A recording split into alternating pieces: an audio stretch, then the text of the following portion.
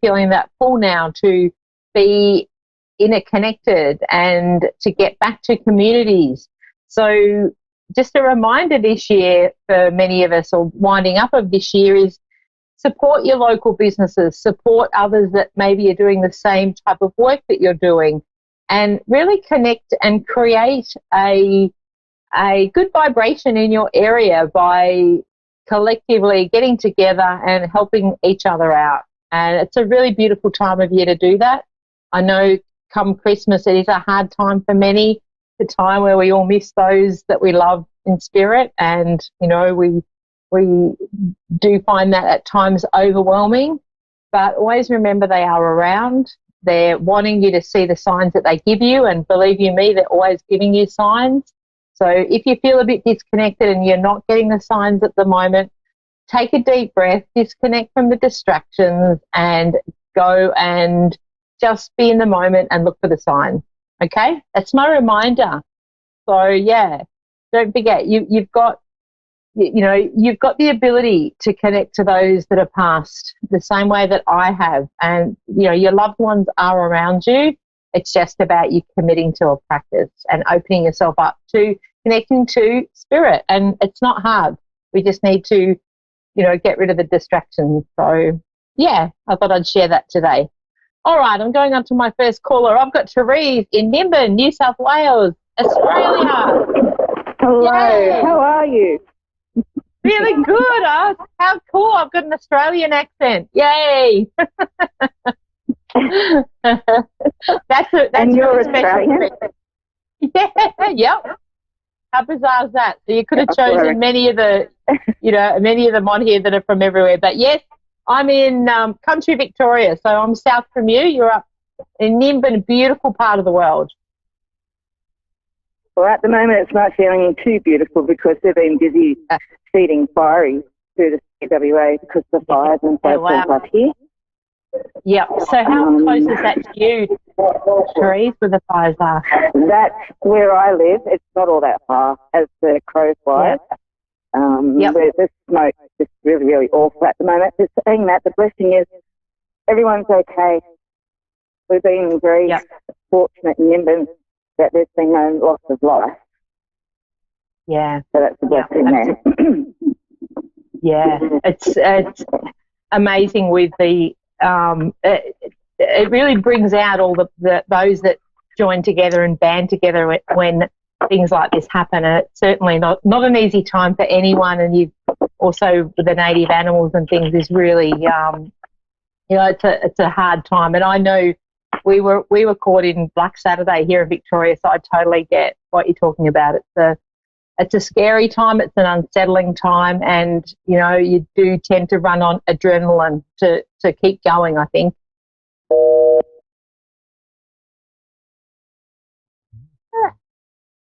Okay, all right. I'm going to just connect for Therese. So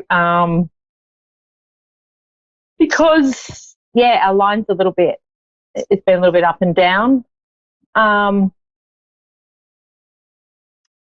okay. We've got a male in spirit to connect for her. So I'm just going to babble on here, and she can always listen to this as well to get a message.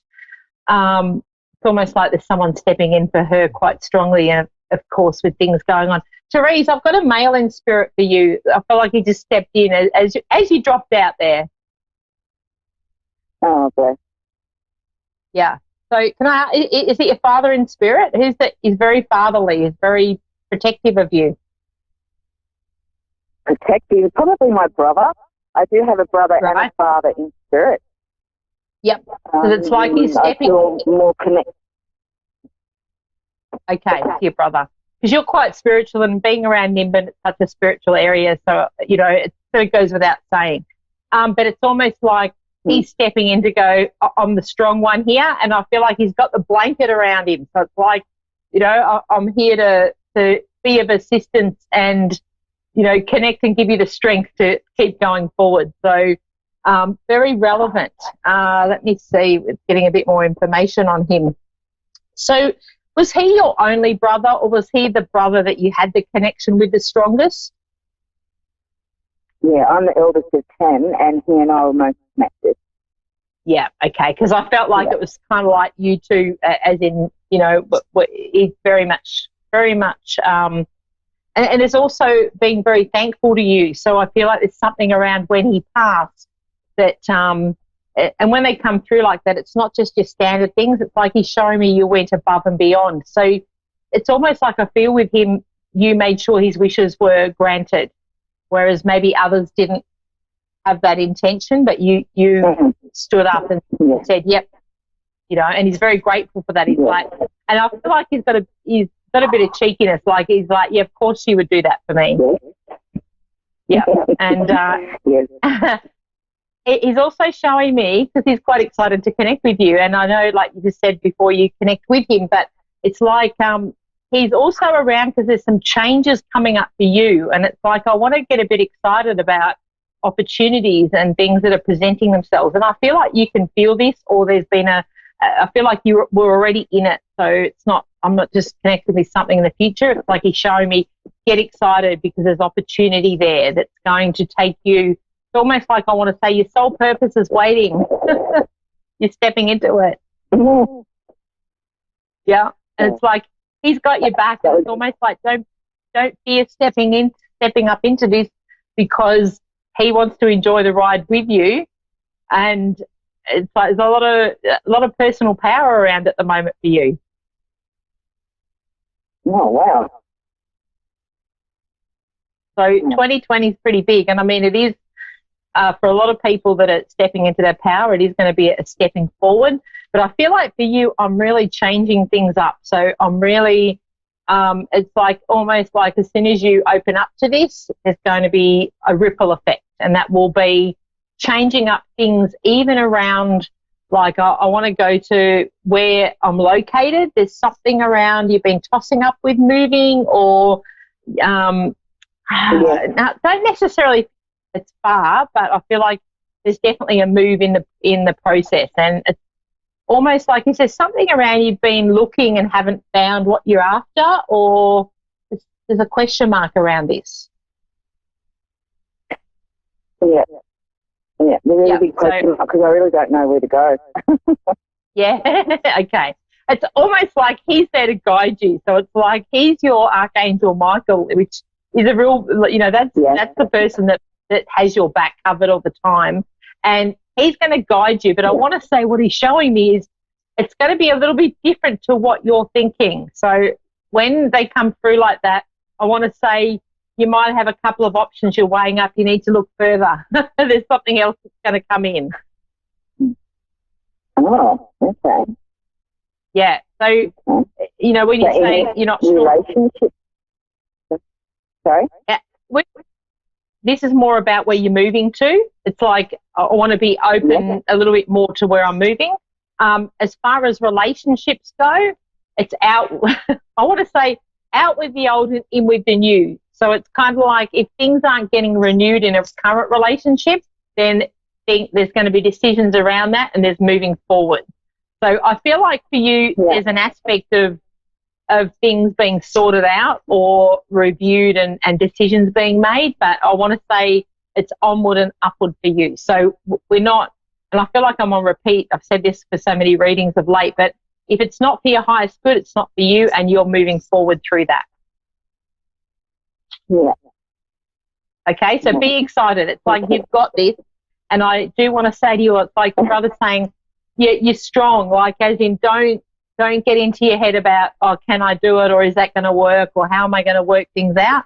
Don't worry about it. And he's also showing me that you've manifested a lot of great stuff in your life, and you can still do it moving forward. So don't forget that. Yeah.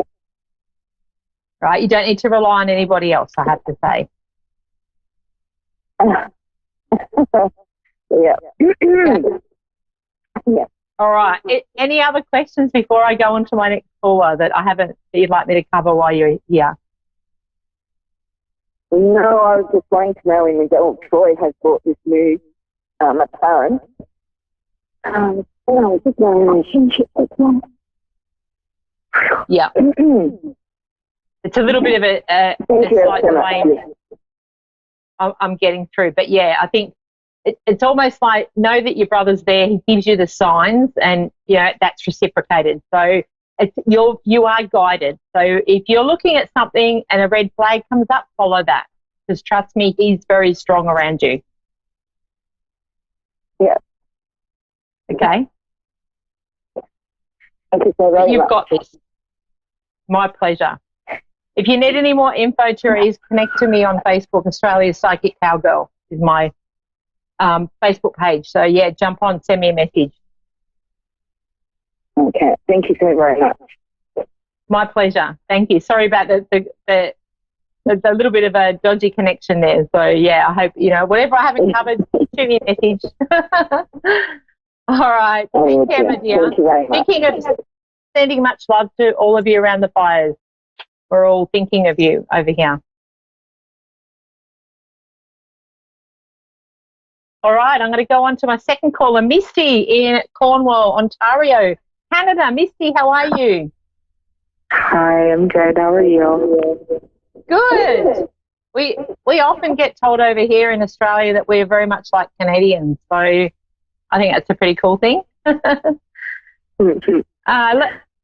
Now, let me see, do you want me to focus on something specific or just connect in for you today? Possibly career and love, if that's okay, please. Yeah, of course.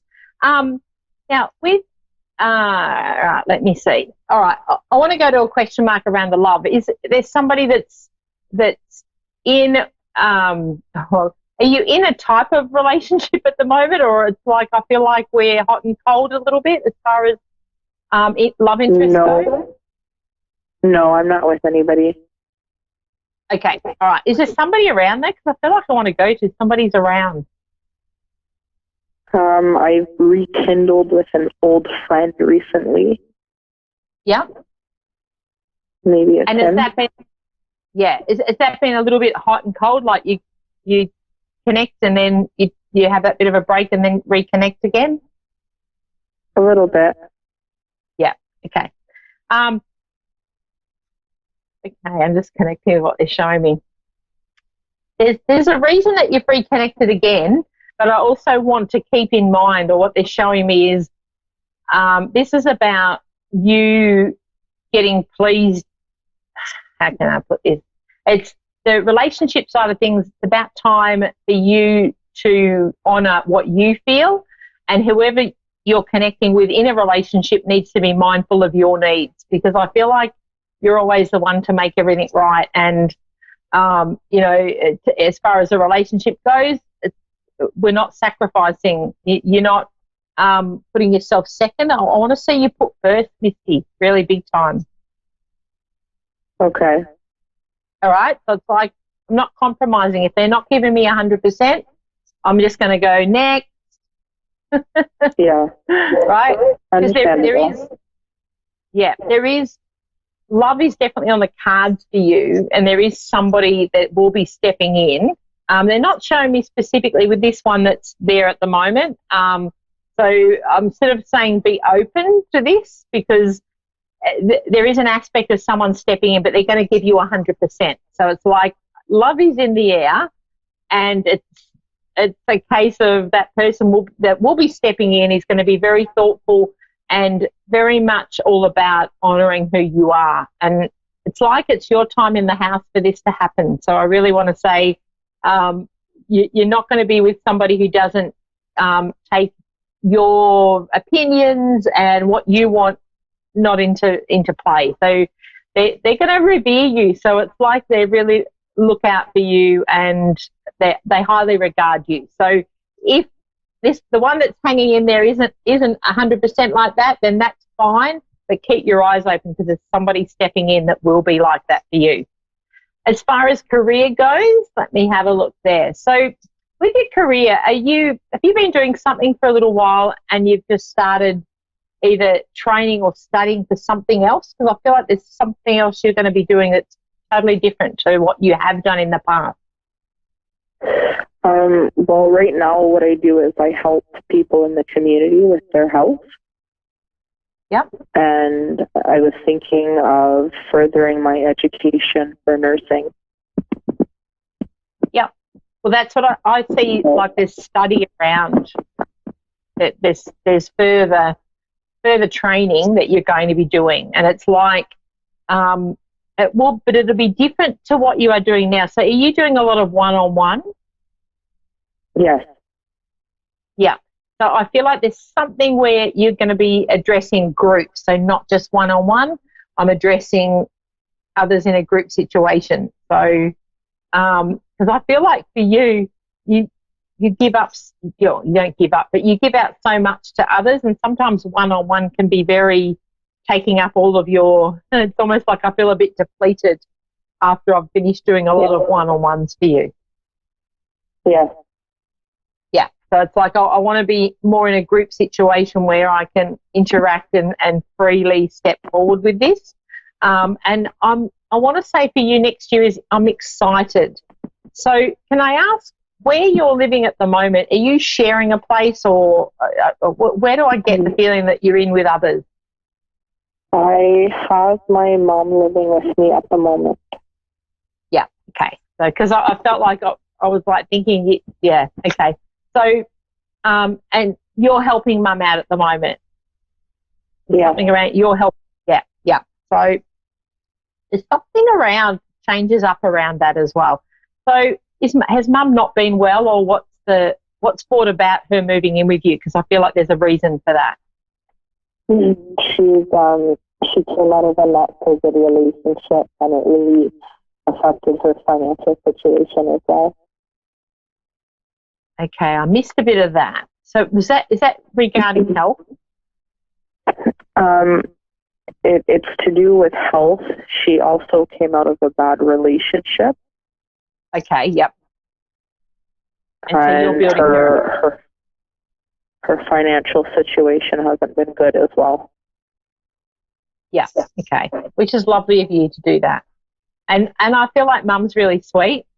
But it's been a big adjustment for both of you. So it's a little bit like, I'm getting used to it again, I suppose, because it's been a while since you've lived together, but I feel like we're just finding our feet a little bit.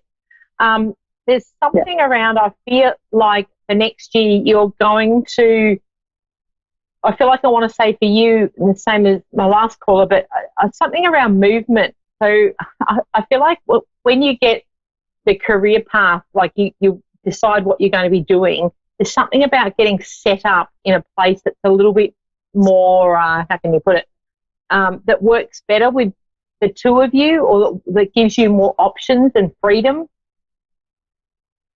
Okay. All right. So just be open to that, because I feel like, is there some aspect where you are now it's a little bit hard with mum being there? Is it not very big, or I feel like I'm restricted a bit? Yeah, it's small. It's on the small side. Yeah. So just there's something around, I feel like you'll be guided to somewhere that will just work in a bit better and give you both a bit more space. But I do see mum getting back on her feet. So I don't feel like mum's going to be there long term. I feel like once she gets on her feet, because I feel like she's independent. It's like sometimes we go through these things and then bring us in preparation to meet that, when I say perfect person, that person that is for your highest good, that is on the same page. And I feel like for the both of you, there's something about you and mum being in alignment. So I don't know whether you've both been through similar things, like within a 12-month time frame, or you've experienced the same situations, but it's like you're both learning a bit from each other. Yes, we have been. Yeah. So it's like, because the two of you, it's almost like I feel like your role in this lifetime's been we're reconnecting again, and there's certain mirroring things that have been happening. But it's like, I want to say that as an encouragement, because it's like the spirit coming through for you very much about you both will inspire each other, and you're both very inspiring ladies, I want to say. So I feel like in what you do, you're very highly regarded, and mum's a bit of mum's the best.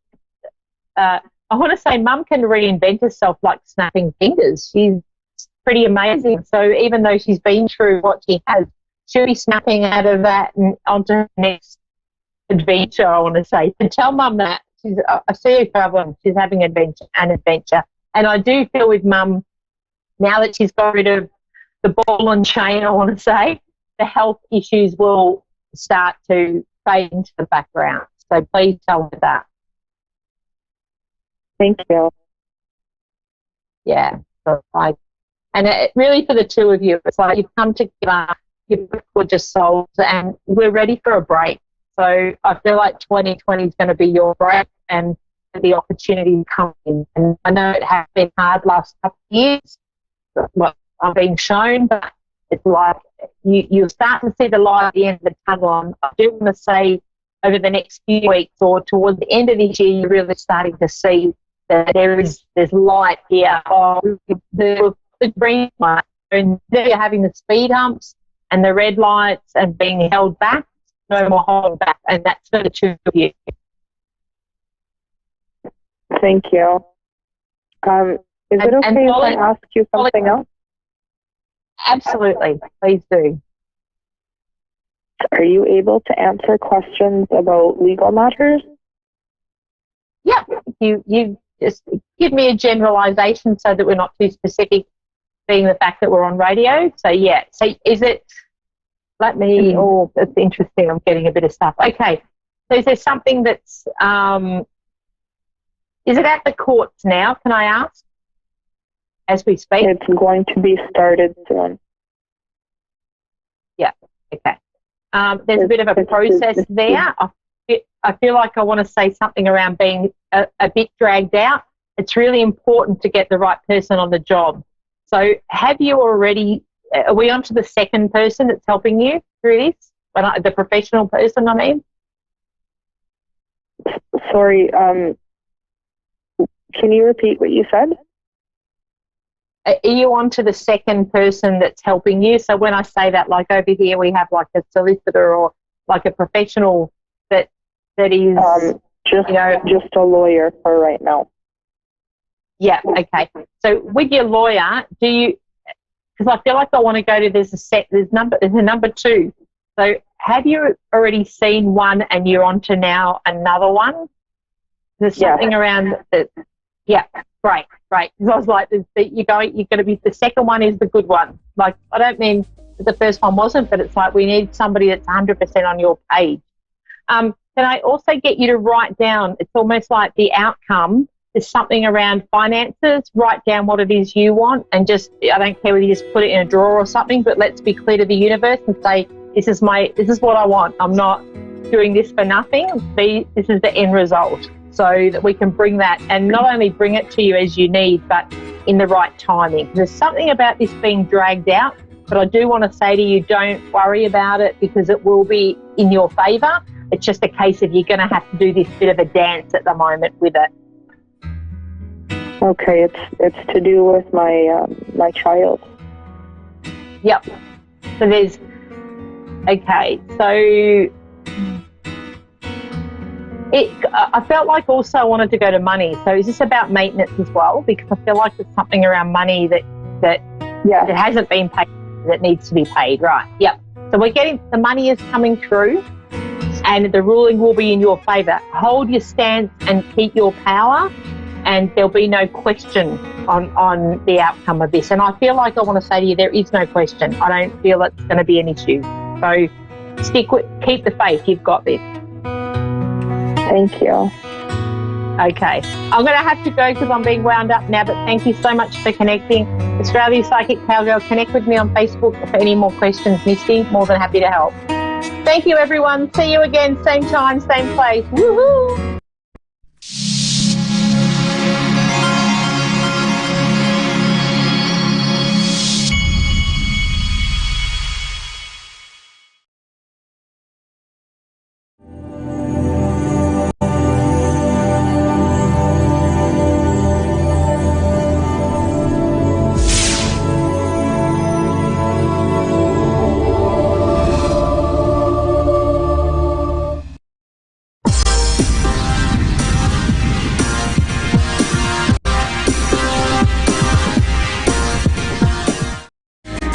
Good evening, everyone, and welcome to Your Time to Shine, a radio show designed to help you explore your own divine gifts.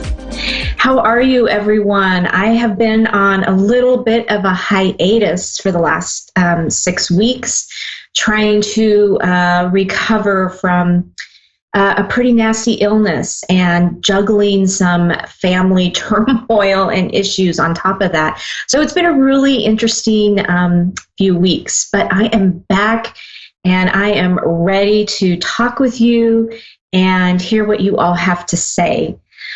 So we just came off of Thanksgiving week here in the U.S. And, Thanksgiving, all about being thankful, being with friends and family, and all the great things that go along with that.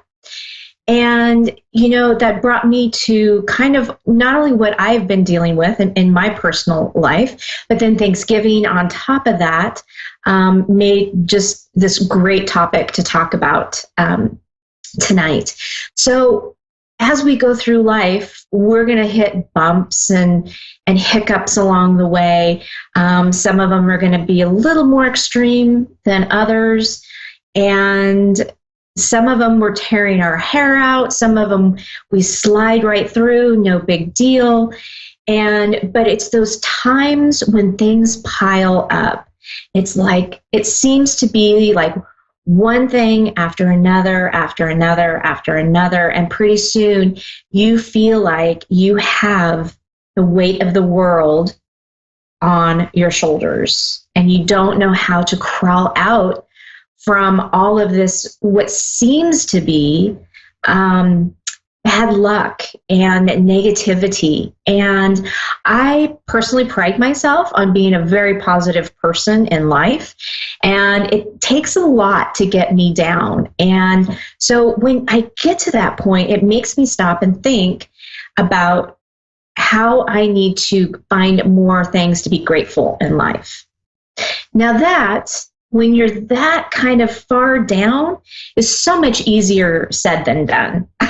I will be the first one to tell you, so much easier said than done. So what do you do when you find yourself in that spot? Because sometime during that peak of your life, you're going to find that. There's just going to be things that go on. How do you cope with that? How do you find the gratitude? How do you come back to that space? And I have to tell you, I had to dig really, really, really deep, probably deeper than I have ever had to dig in my life. And so it really made me aware of some of the things that helped me get through that. Now, what are some of those things, you ask? So, I did a lot of meditation when I could. Now, granted, I was sick a good portion of that time. So trying to meditate was not my thing. But once I kind of got out of that and I was feeling a little bit better, meditation really helped, really helped me get to a different level. Leaning on my friends and family and those trusted ones around us. We all have those people. We all have those trusted people that we would just hold so close and know that they are with us through thick and thin. So lean on those people. And, maybe you don't need anybody to give you any answers. You're just looking for someone to hear you out, just to let it all out so that it's not in you anymore. It's not in your body. You're releasing it and letting that go. And so I relied a lot on my friends, my very close friends, to help me get through that. And I also tried to do what I call, and I've talked a little bit about this on some past shows, ramblings of gratitude. And what is that? So ramblings of gratitude are picking either one thing or a multitude of things that you're thankful and grateful for. They could be as simple as the shoes on your feet. So it can be super simple. You could go into something and you just have to carry the thought for 17 seconds.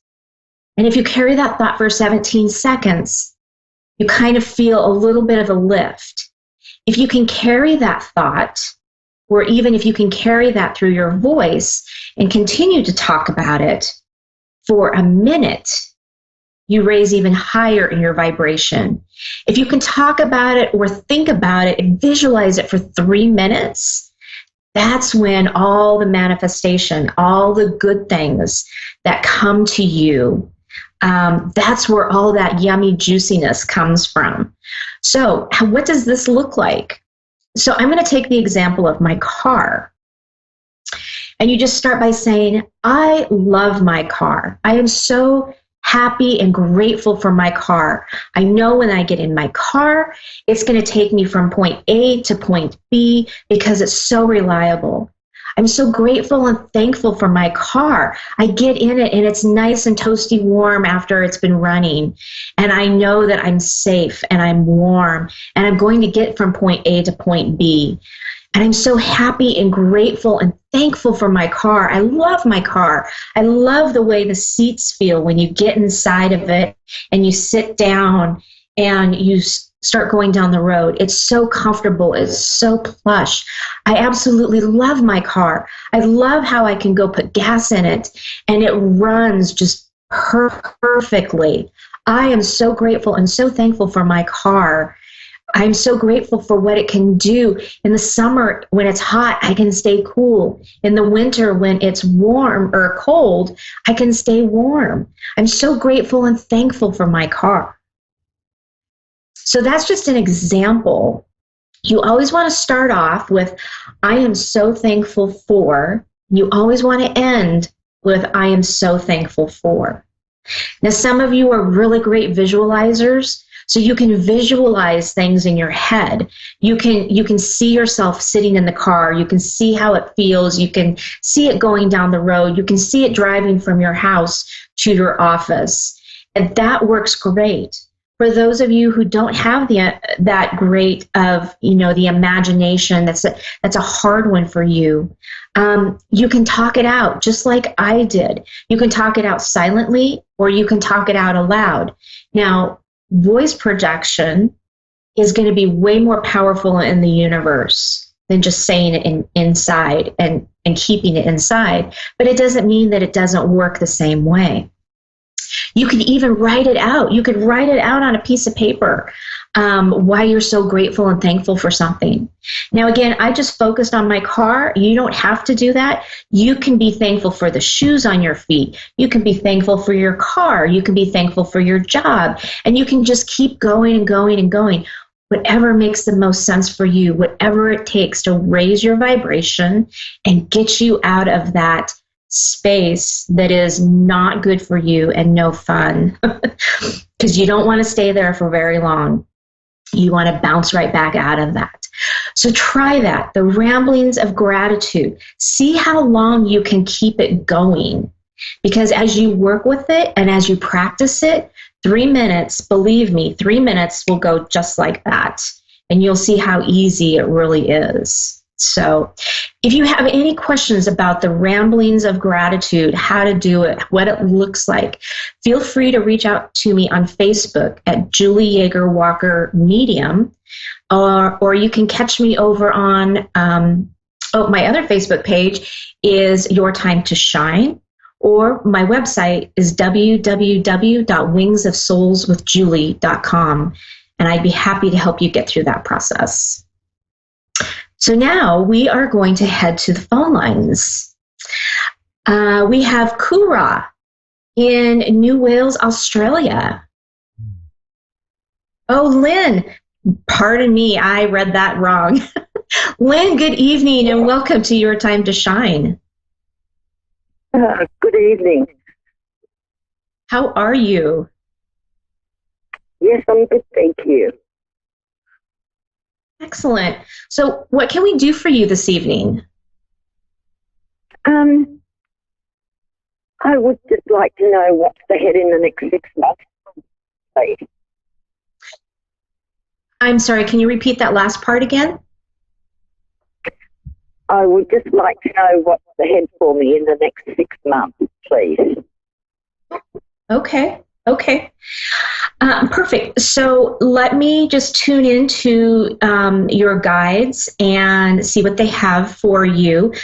There's going to be a little bit of silence while I tune in here, but be assured that I haven't gone anywhere and I'll be right back with you, okay? Thank you.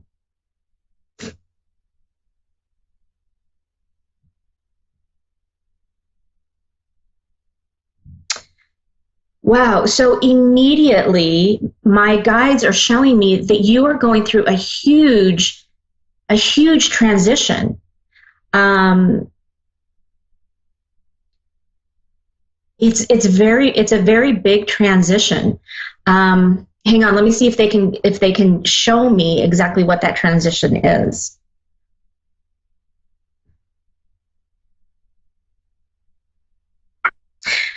They're showing me a crossroad. Do you feel like a split in the road?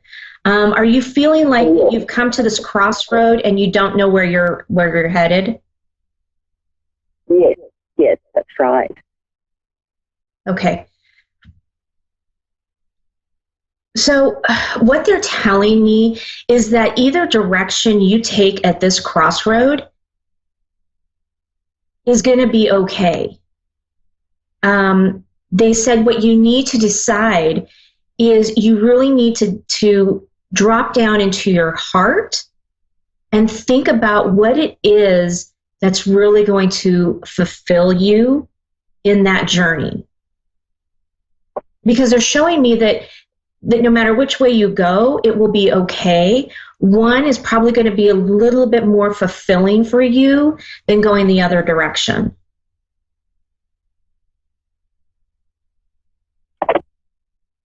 So okay. I'm getting the feeling. I'm getting the feeling that it might be a job-related transition. Oh, okay.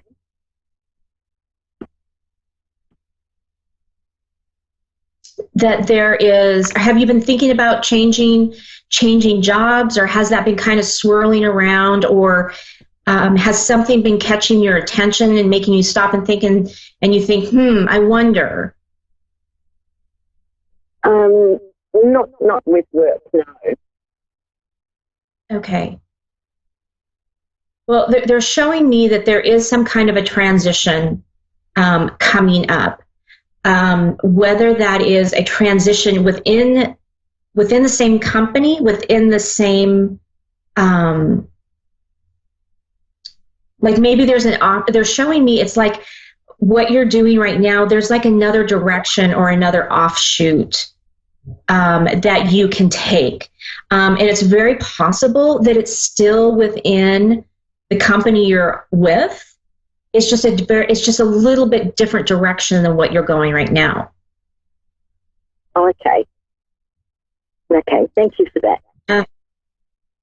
Yeah, you're welcome. I'm just looking to see if there's anything else that they want to show me here. So one moment.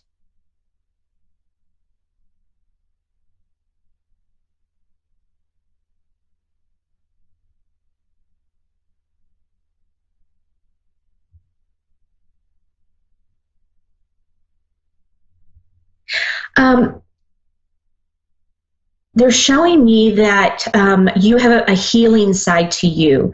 Do you practice like Reiki or some type of healing modality right now? Or have you been thinking about that? Yes, I do Reiki. You do Reiki. Okay. Yes. They're showing me that you need to do a lot more with your Reiki business. Are you doing it as a business, or are you just kind of just playing around with it? You know, doing Reiki with friends? Now. Okay, because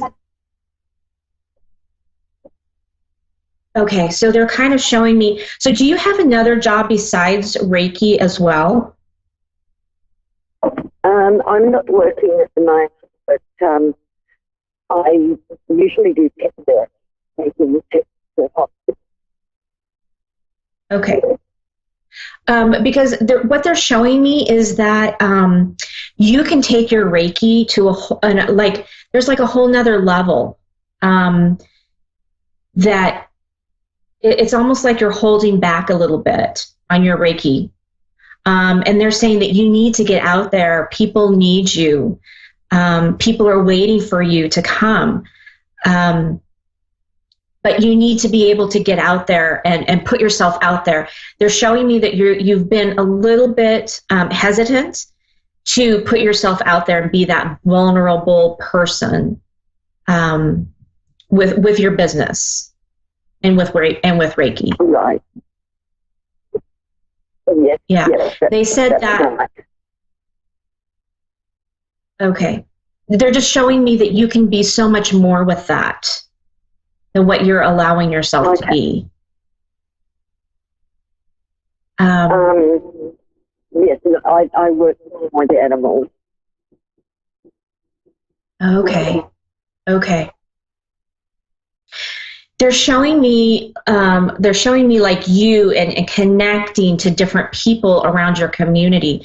They're showing me that it's almost like you need to get like a networking group, or you need to find common people who can work with you and kind of pass your name out there. I'm also being shown that your guides are saying, ask for help. Don't do this on your own. Ask for help. Write down what it is that you want your business to look like. And then give it to your guides. Give it to your guides and say, here's my outline for my business. Show me and help me get through this. Because they say you're trying to take this on your own, and they could help you with this. Right. Okay. Thank you.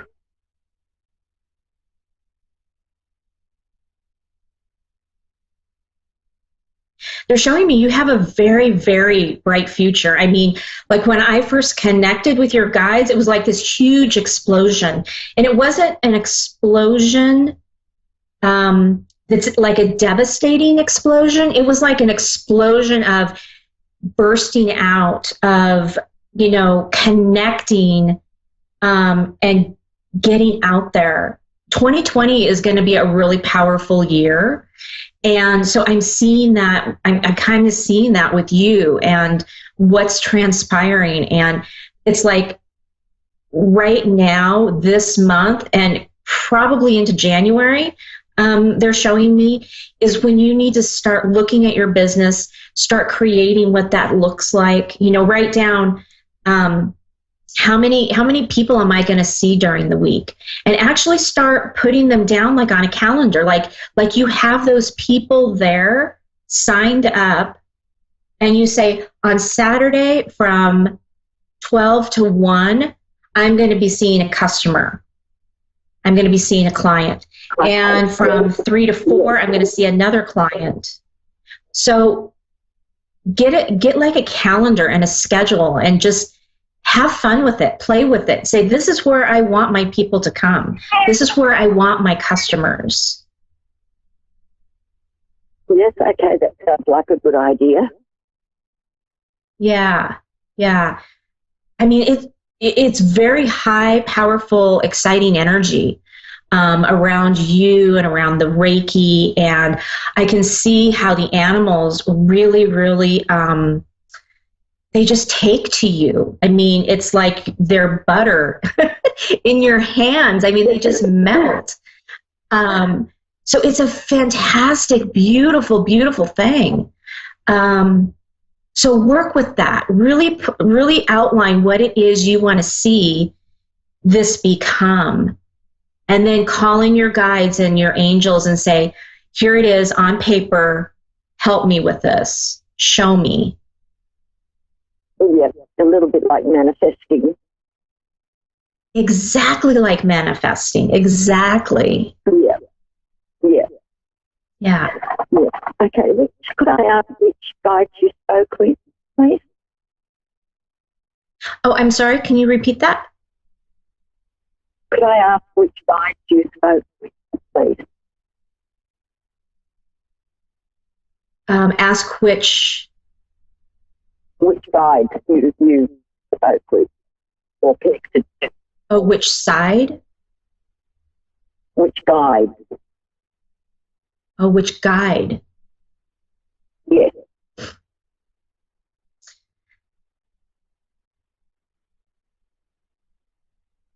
You have many of them. Archangel Michael comes really heavily into the forefront. Yes. He is really out in the forefront for you. I see other angels around you as well. And I see Archangel Azrael around you as well. So, you can call on them, or if there's somebody else, if there's another guide, if there's a loved one that you know of, feel free to call on them. It doesn't have to be Archangel Michael or, anyone like that. But I can feel their presence around you very much. Okay, great. Thank you. You're very welcome. Is there anything else that I can help you with tonight? Oh, yes, there is actually. I've applying for a housing allocation. Just wondering how will that go? So for a new place to live, okay. For a permanent housing.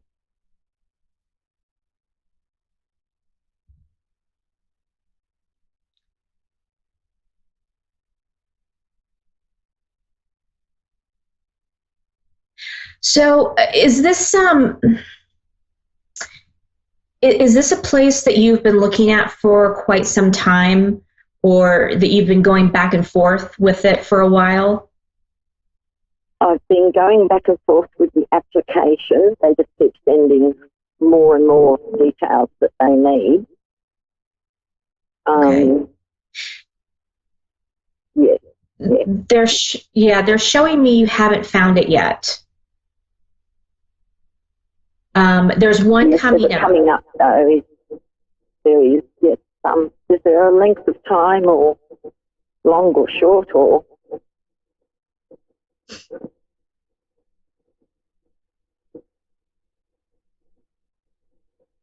So they're showing me that it's coming up soon. Okay. Yeah, they're showing me that it's going to be sooner rather than later. The one little caveat I will put on that is that their time frame and our human time frame don't always coincide. But I'm feeling like that it's probably within the next 6 months that something is going to come up. Yeah. Wonderful. Thank you so much. Yeah, you are very welcome. Is there anything else I can help you with tonight? No, I think that was all I wanted to know. Thank you so much. Okay. I'm really being shown that a lot is going to be happening in the next 6 months for you. So it feels very, very exciting. So do a lot of manifesting, a lot of reflection, a lot of writing, and of course, ask your guides for help. Okay, wonderful. Okay, well, thank you so much. You're so welcome, Lynn. Have a wonderful evening. Yes, you too. Thank you again. Okay, bye-bye. Bye. Well, that almost wraps it up here for us tonight. Again, if you want to get a hold of me, you can reach me over at my website at www.wingsofsoulswithjulie.com. I can also be reached on my Facebook page at Julie Yeager Walker Medium, or Your Time to Shine. And I have been very lackadaisical about posting any new and exciting things coming up, but I will have some new upcoming classes coming up in the first of the year. And so be on the lookout for that. I'm going to be changing things up a little bit for all of you who have been following me so diligently. And I want to just put a shout out there to those who have reached out to me during these last 6 weeks with encouragement and prayers and all the wonderful, wonderful things that you have all done to support me during this time. And remember, ramblings of gratitude, huge, huge. And don't be afraid to sit down and work with it. And sit down with a friend or a partner and do it, because it's very, very powerful when you do it with somebody else, when you sit down and you have to look them in the eye and talk about these ramblings of gratitude. It can be very, very powerful. So don't be afraid to get out there, raise your vibration, explore all the great things that you are so grateful and thankful for. And as we're going into the holiday season, things are going to get crazy and people could be cranky. But just remember, we're all made of the same fabric. We're all going through something. Be patient with each other, love each other through it, and remember your gratitude, and remember your I can't even say it, ramblings of gratitude.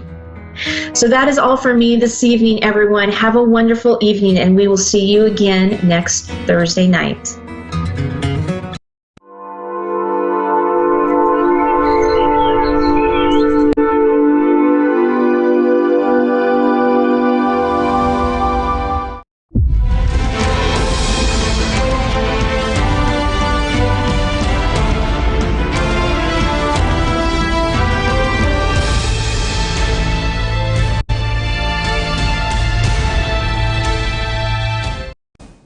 Hi, I'm Kathy, and thanks for watching Moonstruck. And now, back to A1R on the Air, Psychic Talk Radio, now on Moonstruck TV, enlightening television. Okay, hello everyone. This is me, Fiona, Virgin Media Miami Power, and you guys listening to Avid Advice Show. As you guys see, I'm in the hospital. I'm not sick. I'm feeling absolutely good, but one of my family members is, and that's why I'm here for her. So, and we should do this show. So I said, like, I would not let my audience and followers and fans on Avid Advice will wait another week to not having me and not having the questions. As you guys know, I'm charging $35 per minute. So I know for many of you guys, $35 per minute is a lot of money. So that's why I would love to say I will be there for you guys no matter what, especially right now at the moment, even in the hospital, because I'm receiving a lot of emails. You guys DM me on my Instagram, beg me for my regular show on A1R Radio Network, Avid Show, and Persian Medium Show. So that's why I feel like it doesn't matter what's going on. It doesn't matter where I am today. I will just listen to my audience, listen to my followers, fans, and I'm here. So, let's talk about health, and let's talk about how we can be grateful and thankful just as we can move our body, and just we can feel and sense that mentally and physically we are good and well. There is people that wake up every single morning and they just say, well, I'm not lucky. I don't like this and that. You know, I'm not count myself as a person who actually been successful. And you're always trying to find a way to say something, to act somewhere, to just like make yourself to not valued as a person. So if it's you, and if you are the person that always trying to say something negative and nasty about yourself, to yourself, and do the self-sabotage, I would say stop it right away. Number one, you're not going to feel good until you really understand about our value and what we have as a talent and what God gave us as a gift. Basically, when you are healthy, then you do not need to even go anywhere to having a shot, to having a surgery, to doing all those things that actually need around it right now. Then basically, you are a lucky person. So you don't need to do anything and done anything, because I really feel and sense that everything happened for some reason. So basically, what I'm trying to say, I'm sorry, now the doctors and other people coming in the room as well, but, I'm in the radio show, so basically I'm going to be there for you guys. Sorry about that if I'm going to be interrupted by anyone, but you guys understand about my situation. So let's just go and back to you guys. I have Mikael from Sweden, Stockholm. Well, hello. How are you doing? Hello, I'm doing very good. Thank you for having me here. Of course, what more do? So what's up here? Yes, exactly. So sorry. Actually, as you see, you see my face right now. I'm actually in the hospital for some of my family members that have surgery. So basically, that's why I'm doing my show live. So that's why I'm actually in the middle of something, and sometimes with the doctor coming and drop me. So I'm sorry about that. I will do my best to give you all the advice I can with my heart. Okay, number one, give me your date of birth, and number two, where are you living in Sweden? Are you in Stockholm, Gothenburg? Where are you? I am in close to Gothenburg, actually. So very close to Gothenburg, cool. or 1 hour from there. Oh, wow, I'm on the fantastic. west coast Is it as well. cold? Is it cold there? Well, it's still a little bit cold there, like 2+ or something. Oh. Outside, so I know. very warm. I live in Sweden, honey, almost been 20 years, like all my life. I raised in Sweden, so I know exactly what's going on. So don't worry about it. Yeah, but, springtime's coming soon. So we'll hopefully get some warmer weather. That's nice. Yeah, exactly. I don't be living here, but it's very beautiful. Yeah. Oh, fantastic. And then, did you been in California, or are you coming to California, to LA? California, I have never been there actually in America, but it would be very nice to be there. I just talked to somebody who has a friend in California actually, but we'll see. Maybe one day. I would definitely recommend you to come to LA, to California. And if you ever come to California and LA, my practice is actually in Corona del Mar. And I always actually having time for people who come from the country of mine, which is my country. Actually, I counted as a Sweden, Stockholm, because I raised there.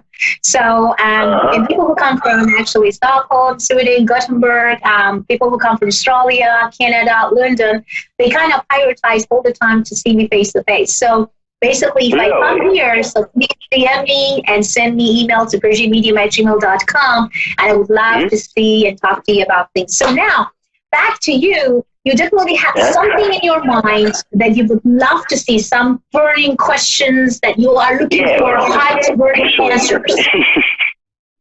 So perfect timing, actually. Like, seriously, like, I had this thing coming, like, I kind of actually just manifested a job, which is very...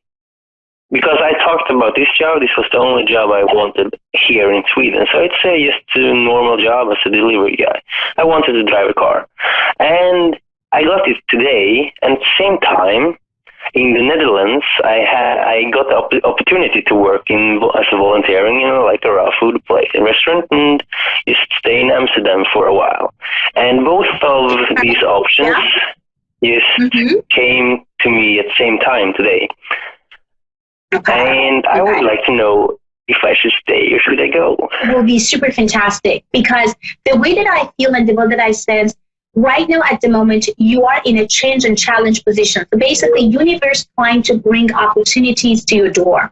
So every single opportunity is coming from other side. Let's say from other countries, let's say that from other places, or kind of like other companies, other friends, maybe a new resources, new circumstances, or anything in regard to that. So please just try to say yes to it, because whatsoever it would be as a change and challenge for you, that would be fantastic. So from now on, you are not in a place that you should be concerned and worried about your future if you may actually make some not good decision. So your decision whatsoever is going to be today has to do with the change, has to do with challenge, change the countries, doing something that would be fantastic. So no fears allowed, no fears, no doubt, and no kind of the things, maybe I should wait, maybe I should not. You have to just listen to your own God's feelings right now, because you have psychic abilities.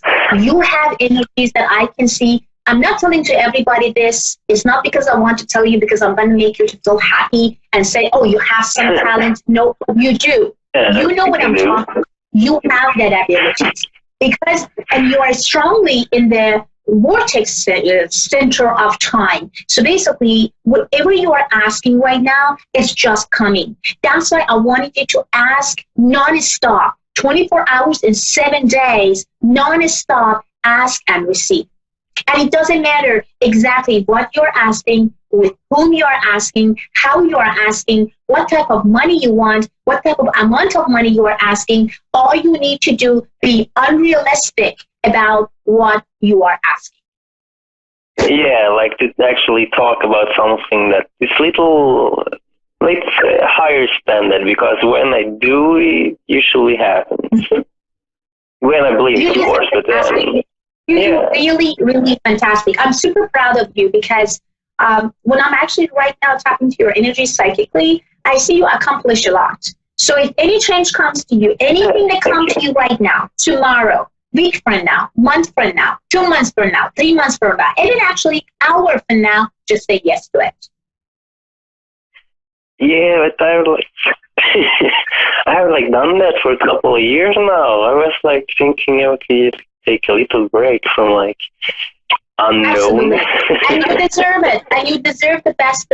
Why you deserve this? Because, you work so hard. You've been such a strong person. You help a lot of people. You have a heart named as a golden heart. You're not doing things just for yourself. You're doing all the time things for others, because you want to bring love and prosperities and abundance to others. And you're always trying to be thankful and grateful to God. Oh, I'm really good at that. So what's can I have another question as well? Sure, absolutely. Go ahead.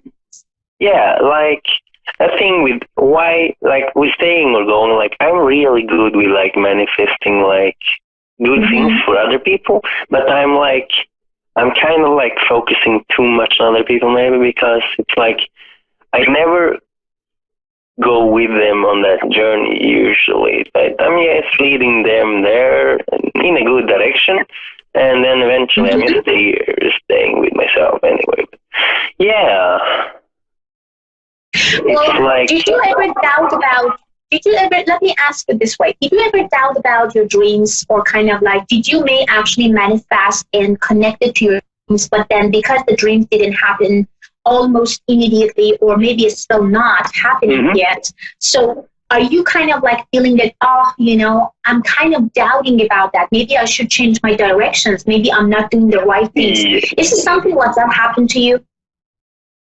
Well, at this very moment, yeah, I'm kind of well, let's say that I've been on a spiritual journey for a while, and I'm kind of getting back to my own place, and just getting back to just having a normal life, doing nothing really, and see where that goes, and relaxing a little bit from this adventure side, I guess. So do this right now for me, and I wanted you to really take it seriously. I wanted you to write it down every single night. I wanted you to have 1 glass of water. You are not drinking it.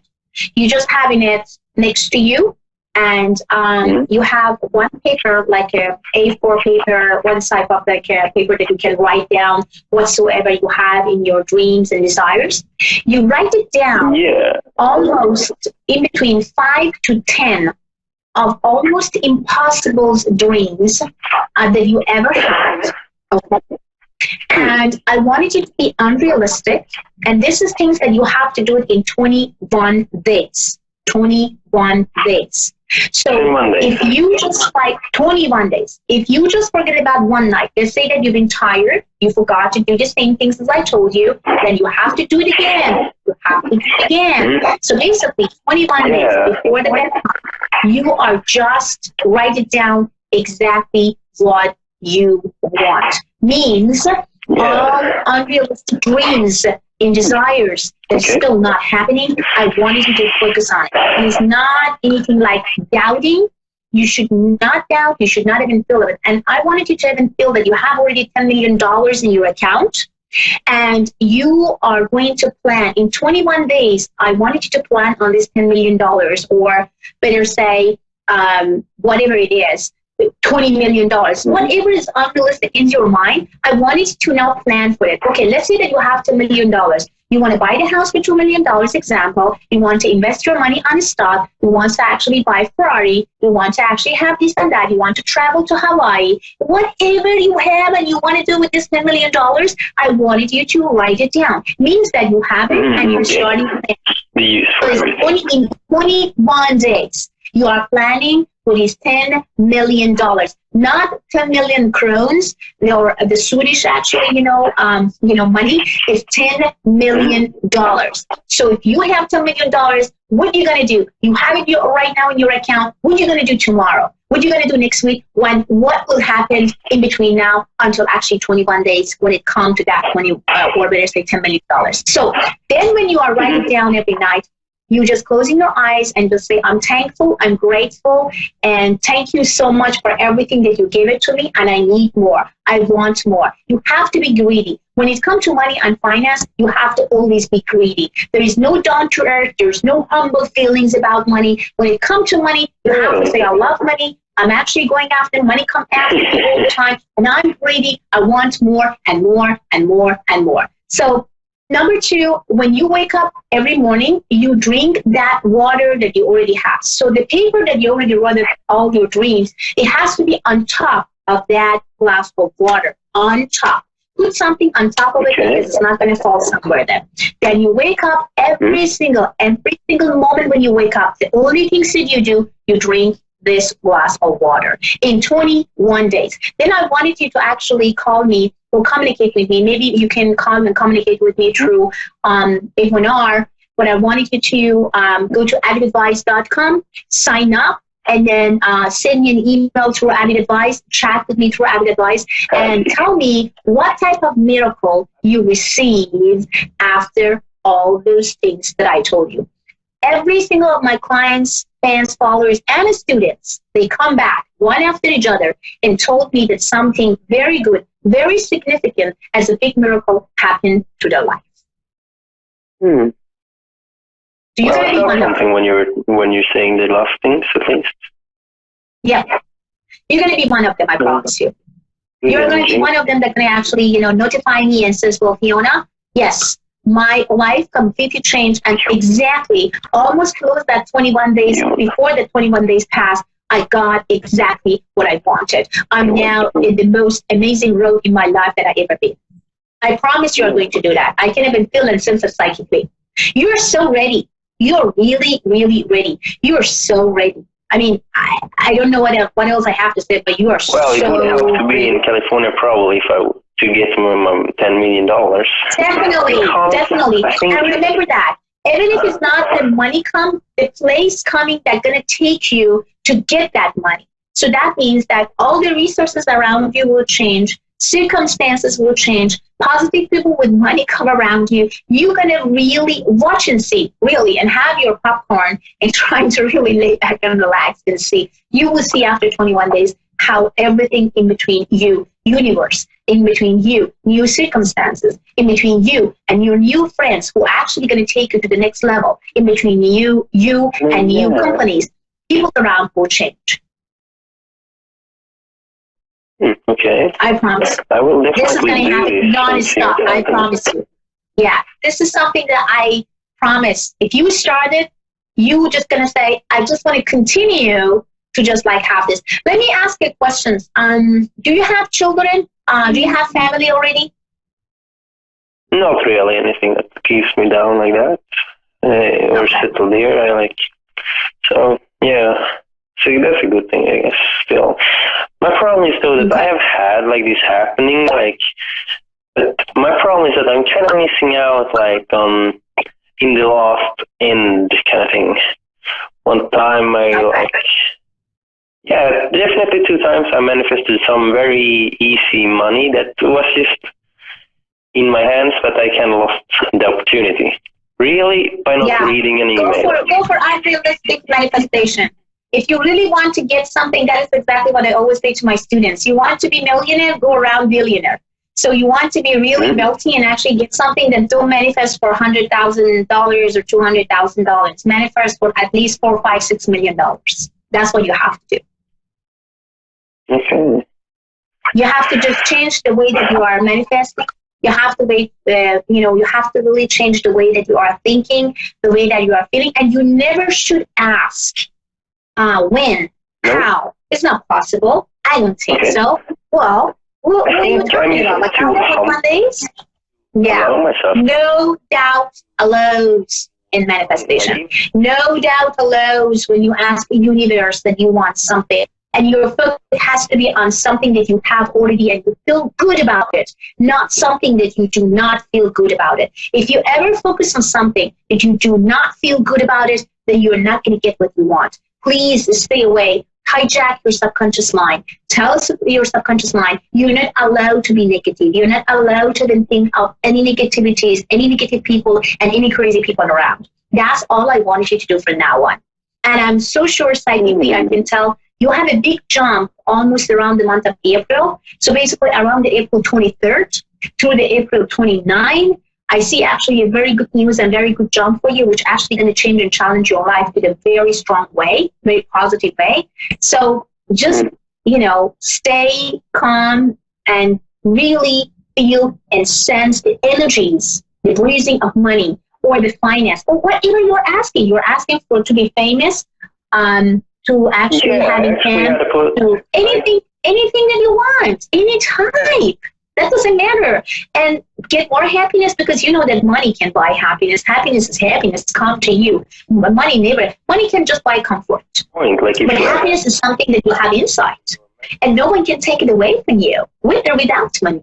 That's why if you bring more happiness to your life, I promise you, everything will manifest in the right directions. But the most important part, my love, you should not doubting about if it's coming or if it's not coming. Answer is yes, more than 100%, it will come.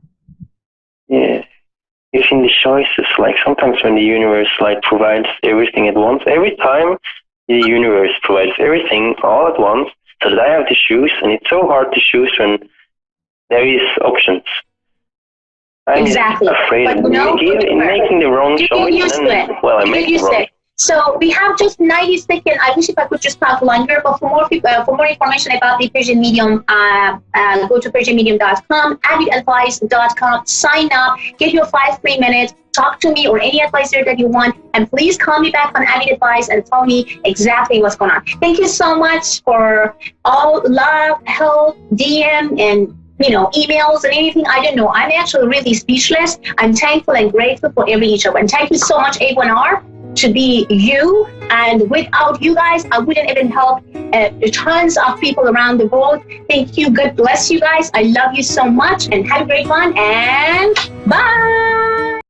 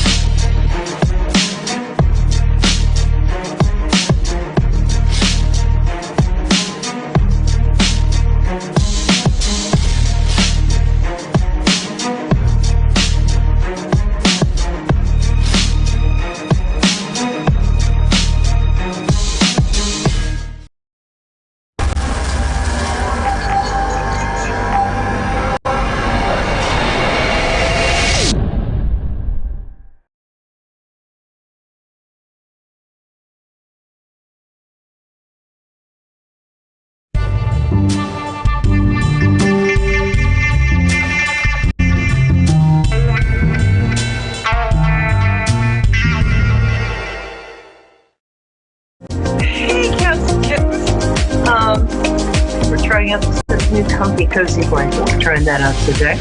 So glad you're here. As we all know, sometimes there are little blips in our day. I had to go emergency babysit, it's fine, a toddler, a male toddler today. So I got here about 5 minutes before the show, unusual for me. And then I reached into my purse, and here are my headphones. Somebody very charmingly did kind of a 1960s pop art site-specific arrangement with these. But what was also, and I think this is so sweet, he also gave me a lovely parting gift, and I'd like to share it. I think he thought I needed a makeover, so this would be, yeah. Okay. I think I'm going to be pretty much doing this throughout the show, and singing, I'm my own grandpa. Anyway, that was fun. So you'll be able to hear me a little better in a minute. I should have had an OCD friend come over and do this for me. Have you ever noticed that your friends are really like obsessive compulsive? If they will sit there and they'll take your headphones away from you and they will do this with them. I don't know why. So hi, welcome. Big astrological news, which is that Jupiter, that big, happy, benevolent, what do they call them? Big round things. Sumo wrestlers. Planets. Okay. That big, happy planet moved into Capricorn, or it's just about to. Now, when Jupiter moves into, for instance, a sign, so when Jupiter, it makes that sign sort of doing things that are associated with that sign kind of happy and lucky. If you have that sign in your chart, it sort of lights that part up for you. Jupiter in Capricorn is going to be very good for Capricorns so it will make people perceive them as, and I mean this lovingly to all my Capricorn friends, less annoying and more kind of useful and attractive. I love Capricorns. It's the most misunderstood astrological sign because they come across sometimes they can come across very kind of reserved, status conscious, or have a need to be in control on the outside. Underneath, they are dancing around in plaid undershorts wearing like moose antlers in their head. I mean, in a metaphysical and interior way. Anyway, so if you like astrology at all, you can go look your sign up, go look your chart up and see where Capricorn falls in your chart, because wherever that is, that's going to be what lights up and is an area where you have very good luck. And hopefully one that doesn't involve toddlers. The other thing that happened, we had a nice new moon recently.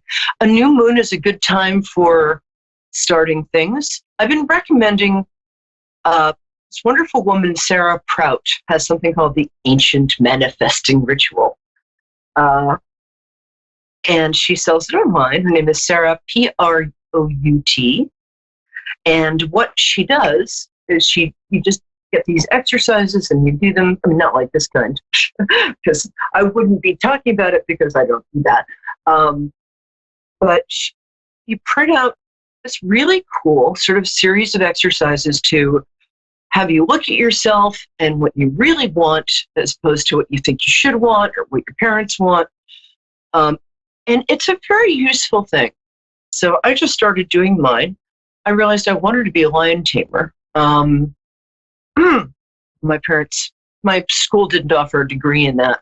But it's actually, seriously, it's a cool thing to do.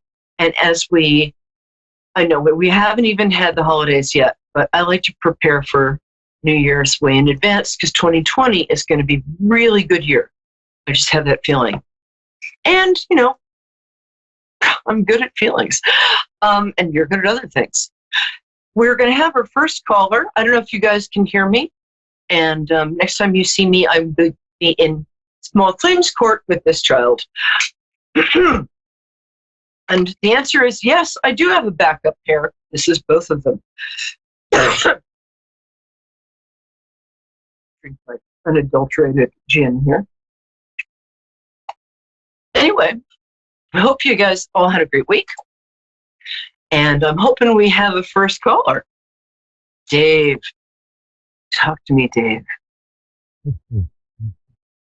Oh, I love the name Crystal. Hi, Crystal. Can you hear me? Hi, I can. How are you? I'm great. Crystal, could you do this for me so I can just concentrate on you? This thing is messed up. Anyway, nice to hear your voice. And interesting. You've got, well, tell me your birthday first. You have what? You just sighed. What was that? It's okay, you don't have to tell me the date. I just asked people to tell me their birthday so I can tune in on them. So just the day and month. February 29th. Hello, fellow Pisces. Oh, you're a leap year baby. That's so cool. Wow, that's so magic.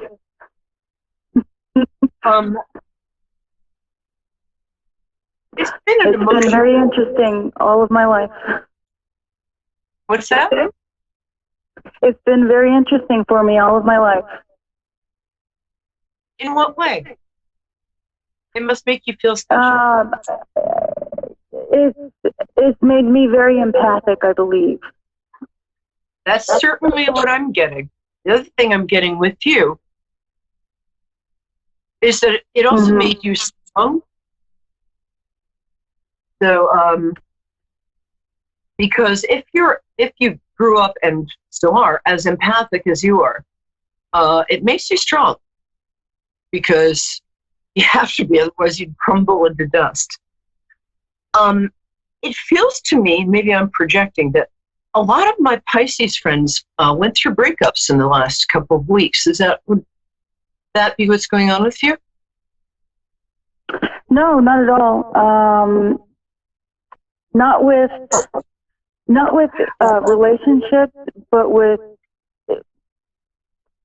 like past problems. I've finally decided to let go of things and move forward.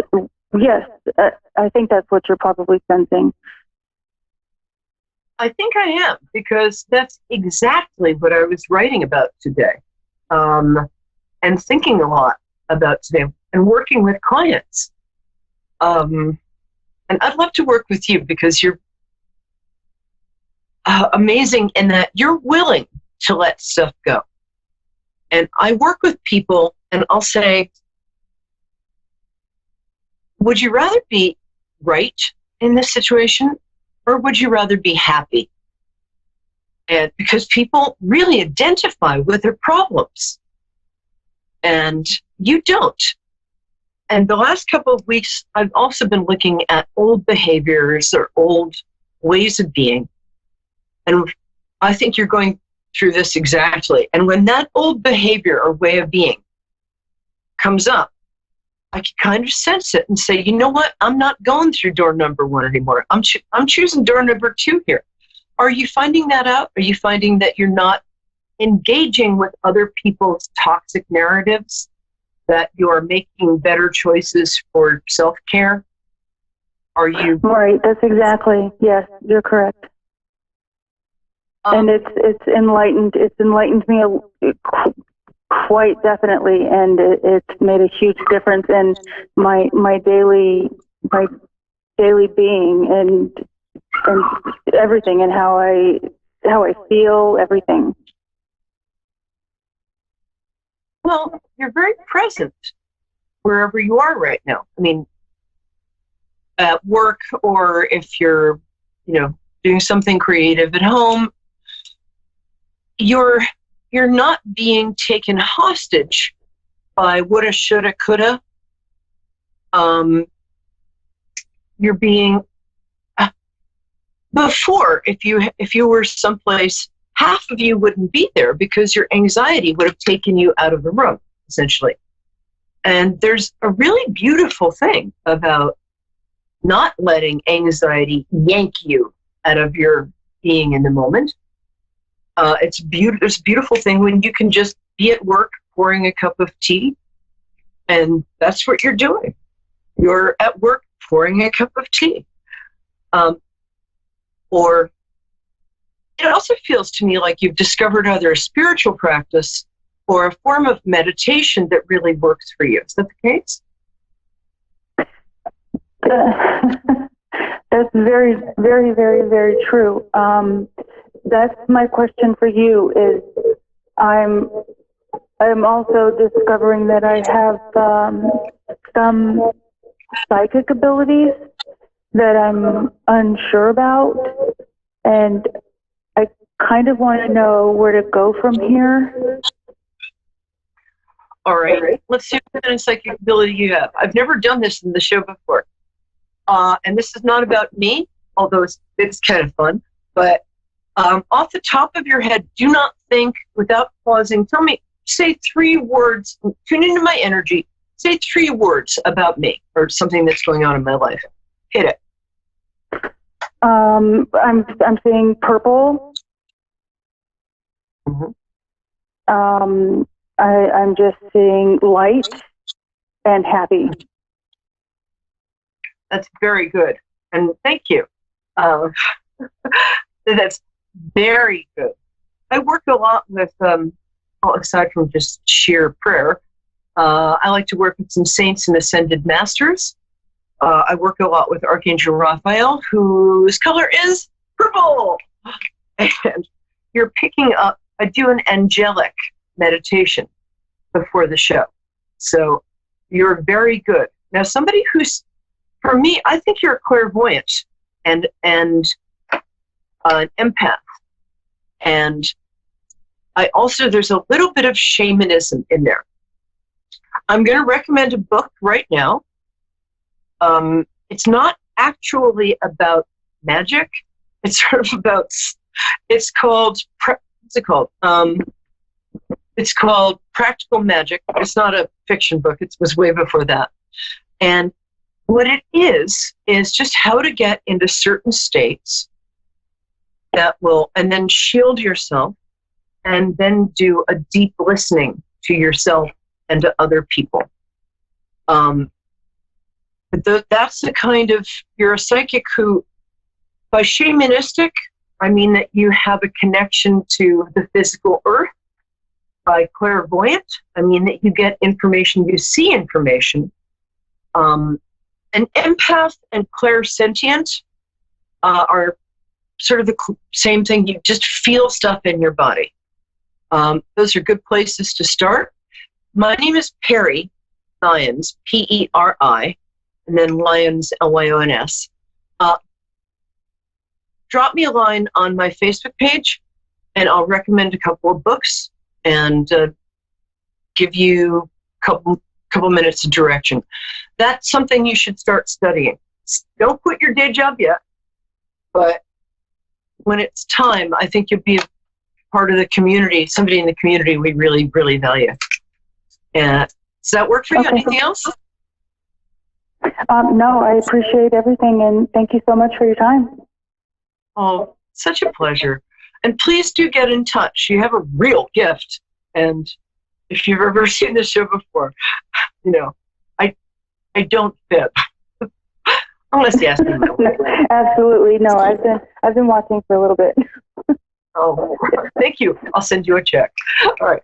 Thanks, love. Okay, now we have, take care. That was wonderful. What a great session. Now we have Jane from Kent in England. Are you in Canterbury? I love Kent. Darling, are you there? Jane? Hello. Hi. Hello there. Hello there.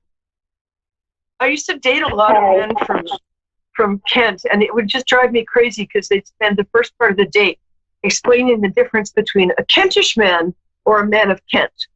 And then I'd have to hit them. How are you today? I'm not sure. Good. I'm glad you called then. I feel really worried about something slightly physical that might be affecting your self-esteem. But first of all, tell me your birthday. What day is it? Sorry? I'm sorry. Oh, look. These are almost ready.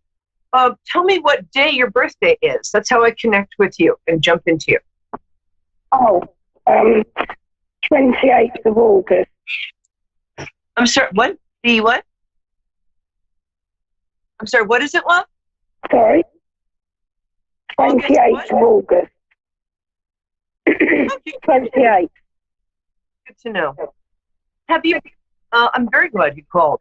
Have you, and now we can use these. Woohoo! Oh, August 28th. God. That's really interesting. Hold on one second. I'm just fixing the, stand by, folks. And look at my, what I just did was, hooray! These puppies are brand new. Okay. There. Can you hear me now? Yeah. Good thing, too. 28th of August. That's, people born in that day are so good, but sometimes they work so hard to make everybody else feel good and take care of everybody else that they lose track of who they are. Anyway, so what's your question, my angel? About my love life. Oh, God, me too.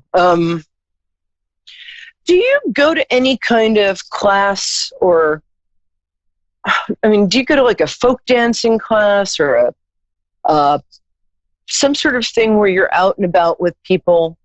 I'm not sure going down to the pub really counts. But do you do anything like that right now? No. Okay, I would start doing that. Any kind of class you take. Are you a good gardener? Or do you enjoy it? Gardening. If you want to take a garden, gardening. That's your job? I rock. Okay. Is this about somebody you have your eye on? Or just you want to know if you're going to meet somebody? Well, I have had someone in my life, but I'm not sure if he's coming back or not. Yeah, I know that feeling. I think he is. I don't think he is until January or maybe late December. Did he kind of get a crush on somebody? Or did he just choose? Him, I don't know. Can I ask you kind of a personal question? Does he have a drinking problem? Yeah. Okay. I'm not 100%. Yeah. He's never drunk in front of me. Can we just? I'm just gonna tell you. He's an alcoholic, and it's progressive disease. Doesn't get better. It's a physical disease that affects the emotions. So when he's sober, he's a really, really nice guy. When he's had a few, he is kind of abusive and puts you down. I'm not physically abusive. You wouldn't stand for that. But he's just kind of mean. And I think what's happened is not that he's left you for somebody else. I think he's left you because he wants to be sort of left alone to drink, if that makes sense. I also think that he's just realized either today or he might do it tomorrow that was the worst damn mistake of his life, was breaking up with you. Nobody has ever taken care of him, loved him, seen him, or been kinder to him than you, and you have great physical connection. And look at those eyes. You're so pretty. And that little nose. You had a cute little nose. This is me seeing you psychically, but I'm absolutely sure. You know I'm right? So I think you'll probably get very lonely around the holidays, but it's not so much about him being lonely as it is about him realizing that, damn, there's nobody better than you. Did you guys have really good laughs together? Sometimes, yeah. Sometimes. Well, I'm going through a similar thing. I'm not sure I'm going to take him back, but I've noticed that when I'm not kind of like, oh, I hope things work out. When I'm like, hey, good to see you. Well, I can't remember your name, but it's nice to see you. And, I'd love to talk, but I'm taking a scuba diving class. The best way to, quote, get somebody back is to get yourself back. And that's what I'm looking at with you. That's why I'm saying I want you to have you have a lot of talents. I want you to do something that you just enjoy. And you're so much fun to be around. Girl, I'm calling you next time I'm in Canterbury. Listen to that laugh. That is the laugh of a woman who is fun to be around. I would totally be mates with you. Next time I'm in England, I'm taking you for a beer. Because also you'll do, at first, I was going to say you'll do anything. But then at first you'd be like, oh, I don't know. I don't know if I want to do that. Oh, okay.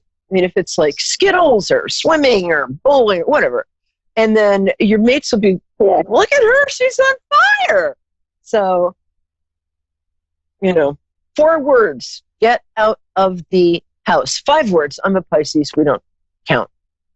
Well, we do count. But so also there's somebody lurking in the distance who has kind of a crush on you, baby. And yeah. Where's your local? Sorry? Is there someplace? Do you have a local, or can you tell I lived in England for a long time? Do you have a local, or is there someplace, some restaurant or some pub you go to occasionally? There's somebody at one of those places who. What? No, I don't go out. I don't go out. Okay. What are we going to do after we hang up the phone today? We're going to go out. Okay, we're not going to go out because it's like 2 a.m. there, but I'm going to make you write me at Perry Line. I'm not kidding either. And tell me that you went out. The best thing I did after my breakup, which was my idea 2 weeks ago, was I was feeling really sorry for myself. Not that you do that, and I was like, oh, woe is me, And I'm like, oh, I'm going to put an end to it all. And then some inner voice in me said, no, you're not. You're going to go hit a piano bar. So I'm in Maryland right now. And when that voice that said, I can't go out, I'm too sad, I'm not thin enough, I'm not 23, nobody will like me. The other voice said, oh, shut up. And so I went out, I called a girlfriend and said, just come keep me company because God knows you can't sing. And but I paid for dinner. I just went and sat in and sang a couple songs. It's good to go outside. So I want you to either go out with your girlfriends and do something productive. I want you to take a class because I think you're going to meet somebody else. And when this guy comes around, as he will, January 15th at the latest, you're going to be like, yeah, I'll see you again. But I don't think exclusively because I'm having a good time. So the best way to get somebody back is to get yourself back. And Jane is my favorite name in the world. So how do you feel about that? Do you feel good? Yeah, that's great. Yeah. I think you've actually outgrown him. Really, I do. I think you've outgrown him. And, we miss them because they're fun to have. They have certain uses. Oh, you people have such dirty minds. I meant putting up shelves, people. But I think there's somebody coming along in 2020 who's really fun for you. And I think more your type. All right, my love. Thank you. Keep in touch. And if I don't... Thank you very much. Sure, and if I don't psychically sense that you're like taking a folk dance class or learning to scuba dive, I'm going to come to your house and knock on your door, okay? I love England. Any excuse to go there. All right? Thank you. All right, Jane. Huge hug. Talk to you soon. Come back. Have some kittens. Excuse me. We're here Wednesdays, 9 p.m. Eastern Standard Time. But what we also are is always here for you. So come back. I have a 97% accuracy rate. About you guys, about me, not so much. And just have a wonderful week.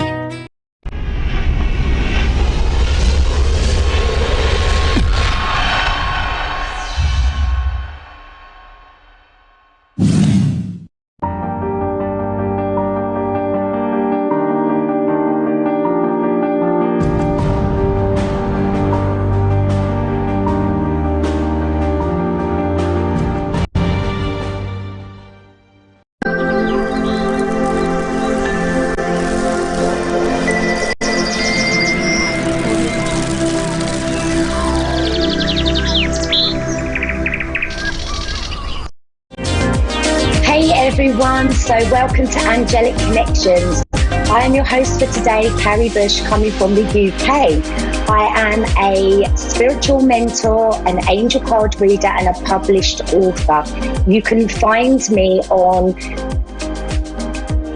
Facebook at Carrie M. Bush, as well as Amazon at Carrie M. Bush. Lots of books that I've published on Amazon for children and journals to help adults. Some of the books that I've published for children help the child to connect with the archangels, the powerful archangels, and, help them to know what messages they can give to them. I'm also a spiritual mentor, and I have a spiritual soul group on Facebook. It would be great if you come and joined us and checked us out. If you feel like need some guidance in a certain area, then we can help you with this. There's so much love and support. I'm there every day. I'm doing daily messages, helping you with the energy of the day, helping you to know what to expect. There's weekly lives, there's pendulum calls, yes, no questions answered, lots of oracle cards. There's so much going on there. So if you just feel like you need that little bit more support, then come along, find us on Facebook at the Spiritual Soul Group. So just before I came on live, I have pulled 3 cards from the messages from your guides pack. Now, if you can choose the number that you're guided to, 1, 2, or 3, you'll get a special message after at the end of this show. So just go with the number you're drawn with. The first one that comes into your mind, number 1, number 2, or number 3, and that will be the right message for you from the angels. So that will be revealed, like I say, at the end of the show. So our weekly guidance this week from the angels is embracing the future from the Gateway Oracle cards. Embracing the future. I step into the future with an open heart. So I love this card for us. This is trusting our path a little bit more, allowing ourselves to be guided, going with the flow, going with our heart space at the moment. We need to all be stepping away from our head space. This is a really powerful message from the angels. Step away from your head space. The head space puts you in that place of fear, anxiety, worry, thinking too far ahead, over questioning everything, basically just kind of driving yourself mad. So this card asks you to go with your heart space more. Your heart space is so much more reliable. It's connecting with your intuition. It's following the guidance from the angels. It's trusting the path that you are going on. And my goodness, are you going on a powerful path? So we've got magical times ahead, everybody. We're in a really, really magical phase. It is a very powerful month. It is the month of miracles and the month of magic. We are in December's energy. It's very, very powerful indeed. On Thursday, we have got the 12-12 portal opening up. This is the energy gateway that really leads us forward in a big way. It really allows us to put closure on the past, on things that have kept us stuck, on challenges that have kept us stuck and blocked from moving forward. That 12-12 portal is going to put the closure there. It's going to end this decade with a bang. In 2020, we are starting a whole new decade. So literally everything that we are doing now is preparing our next 10 years ahead. That is how powerful it is. So the angel's message for you this week is just be mindful of your thoughts and your feelings and your actions. As I say, we are the creators right now. We are creating our life for the next 10 years, for the next decade, from 2020 to 2030. This is the space and the energy that we're in now. So it's very important that we are thinking and talking about what we want to bring in around our life and not the things that we don't want to bring in, because the things we don't want to bring in can easily manifest under this energy.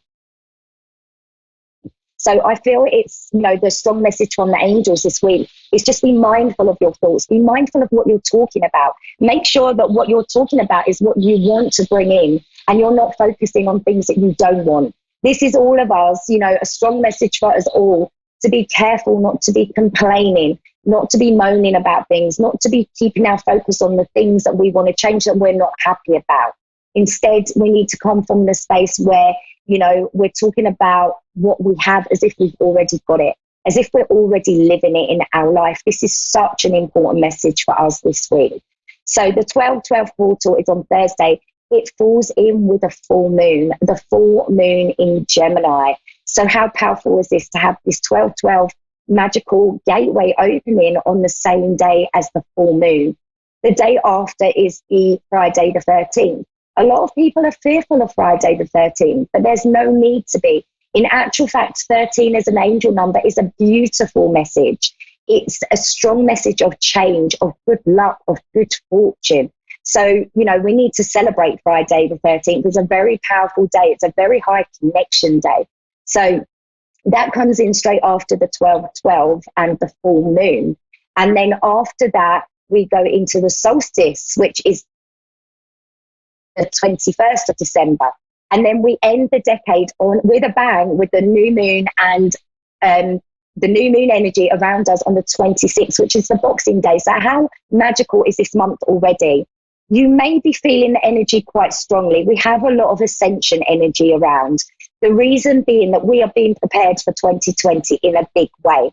As I say, this is a whole new decade opening up for us. And this is our chance to connect to our authentic self, to own our power in a big way, to go into 2020 connected, to feeling guided and, with freedom. I want to say the word freedom. That's coming up for me a lot this week from the angels. We're all going to be given freedom. So the ascension symptoms and the light codes that we are having activated right now are shaking people up a little bit. If you've got some bad patterns that you're still coming from, they will be highlighting and showing up of the month of December.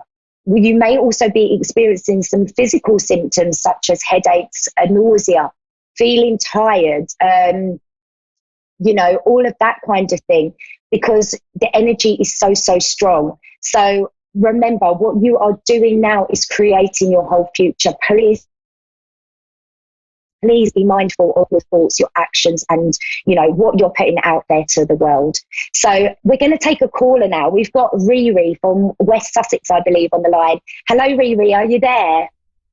I'm here. Hi, Kerry. Hello. How are you? I'm well, thank you. How about yourself?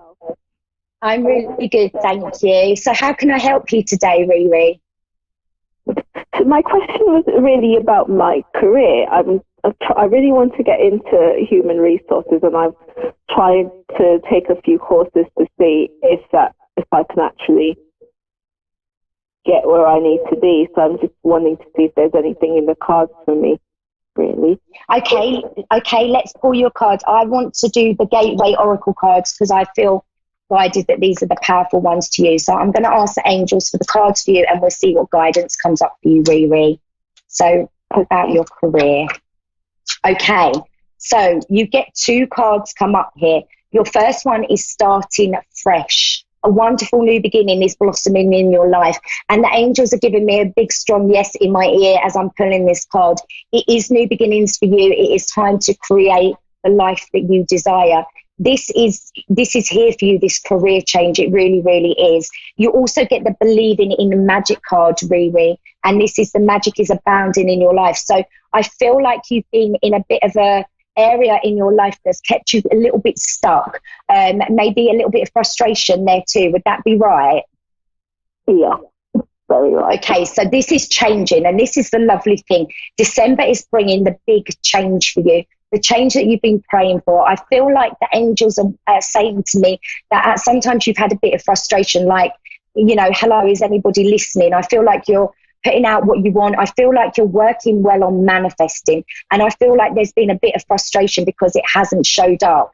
But the angels are telling me that's because it's about divine timing. This year's been really important for you, Riri, to work on yourself.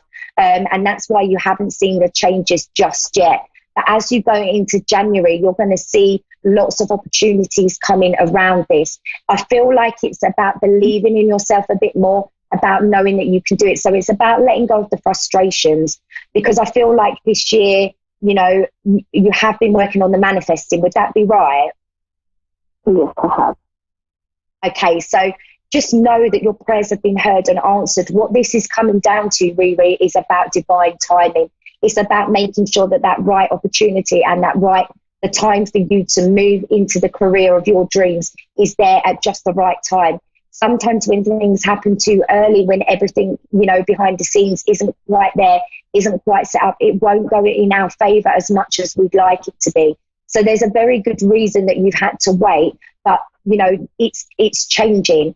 From the end of December, they're giving me, into January, you are going to see an opportunity with this. I feel like it's going to come from the internet. So I don't know if you do a little bit of looking and searching around this area on the internet at all. I do. I'm vigilant, quite vigilant, actually. Okay, there's going to be something just pop up out of nowhere. And you know what? They want me to pick up believing in magic card again. So this is about believing in yourself, Riri, and believing this opportunity is going to come. And all of a sudden, you're going to be going, oh, let's have another look. And something's going to jump out at you and you're going to just feel so excited, so good about it. And then, you know, you're going to be like, wow, you're going to go for it and it's just all going to fall into place. And they're saying it's going to fall into place so easily. And that's because it's the right timing for you. Sometimes we try and control the timing. We all do it. You know, we're human beings, aren't we? When we want the change, we try and make it happen. But this is all in your best interest that this hasn't happened up until now, because it's like the scene is being set. And you're going to have a lot of success around this, Riri. You really are. And you're going to meet some people who can really help you in a big way, connect to some bigger people. The angels are showing me you in kind of boardroom meetings, and later on, you know, doing presentations yourself. You're going to be in a powerful position. You really are. Oh, that's really good to hear, actually. I've been trying, and, you know, it's like you said, it's just not there. You know, you do everything that you think is right, but it just still doesn't present itself. Yeah, and sometimes the best thing that we can do is just take the focus off of it, you know, get into the belief that it's going to happen. You're excited, you know that this dream job is coming your way, and then lose the focus of it. And you're just going to look at the internet, check it out one day, and you're going to be like, wow, there's a really lovely opportunity here. And go with that heart feeling, that excitement in your tummy. It's just going to connect to you, Riri, and you're just going to go for it. And you're going to be like, wow, I'm so glad I did, because the timing's there for you. 2020 is a really good year for you. You've got a lot of changes coming, and it starts off with this career, and then it kind of links into all different areas. You've got some changes coming in friendships. So there's definitely going to be some new people stepping into your life as a result from this job. So that's really lovely. It's just going to be touching lots of areas, and you've got more money coming in. So this job, I feel, is going to pay quite well, Riri.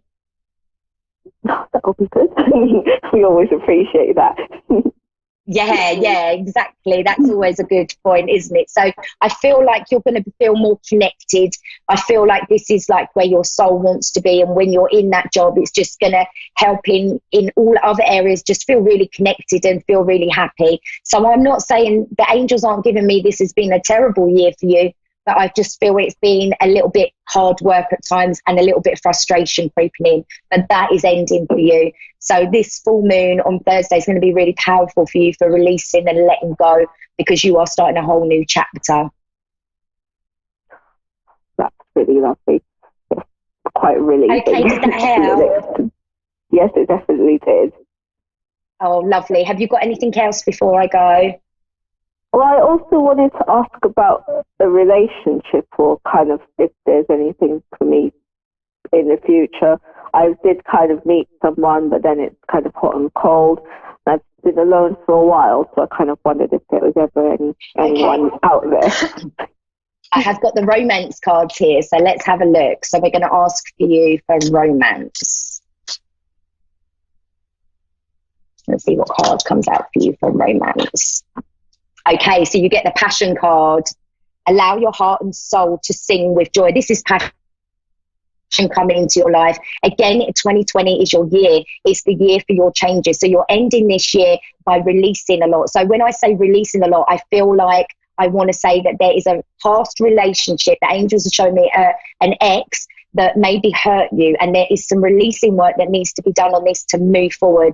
But there is passion coming back into your life. There's love, and it's a committed relationship. It's lovely. It feels really strong. It feels really powerful, and it feels like somebody that you know have a good connection with, that you can do things that you enjoy, same interests, that kind of thing. So you've got some lovely times coming up. But does that link in with you about releasing a past relationship? Yeah.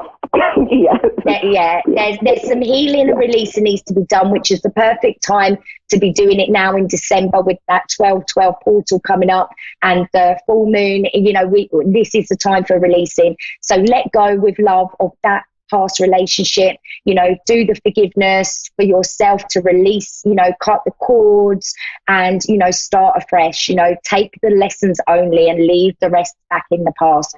You're not going to be hurt again. This is a nice relationship coming in. This is a committed relationship. So kind of just take the past relationship as lessons and just keep hold of the lessons and let go of everything else, because you don't want this getting in the way of this new love coming in. And I don't know why, but I'm just keep being given a museum.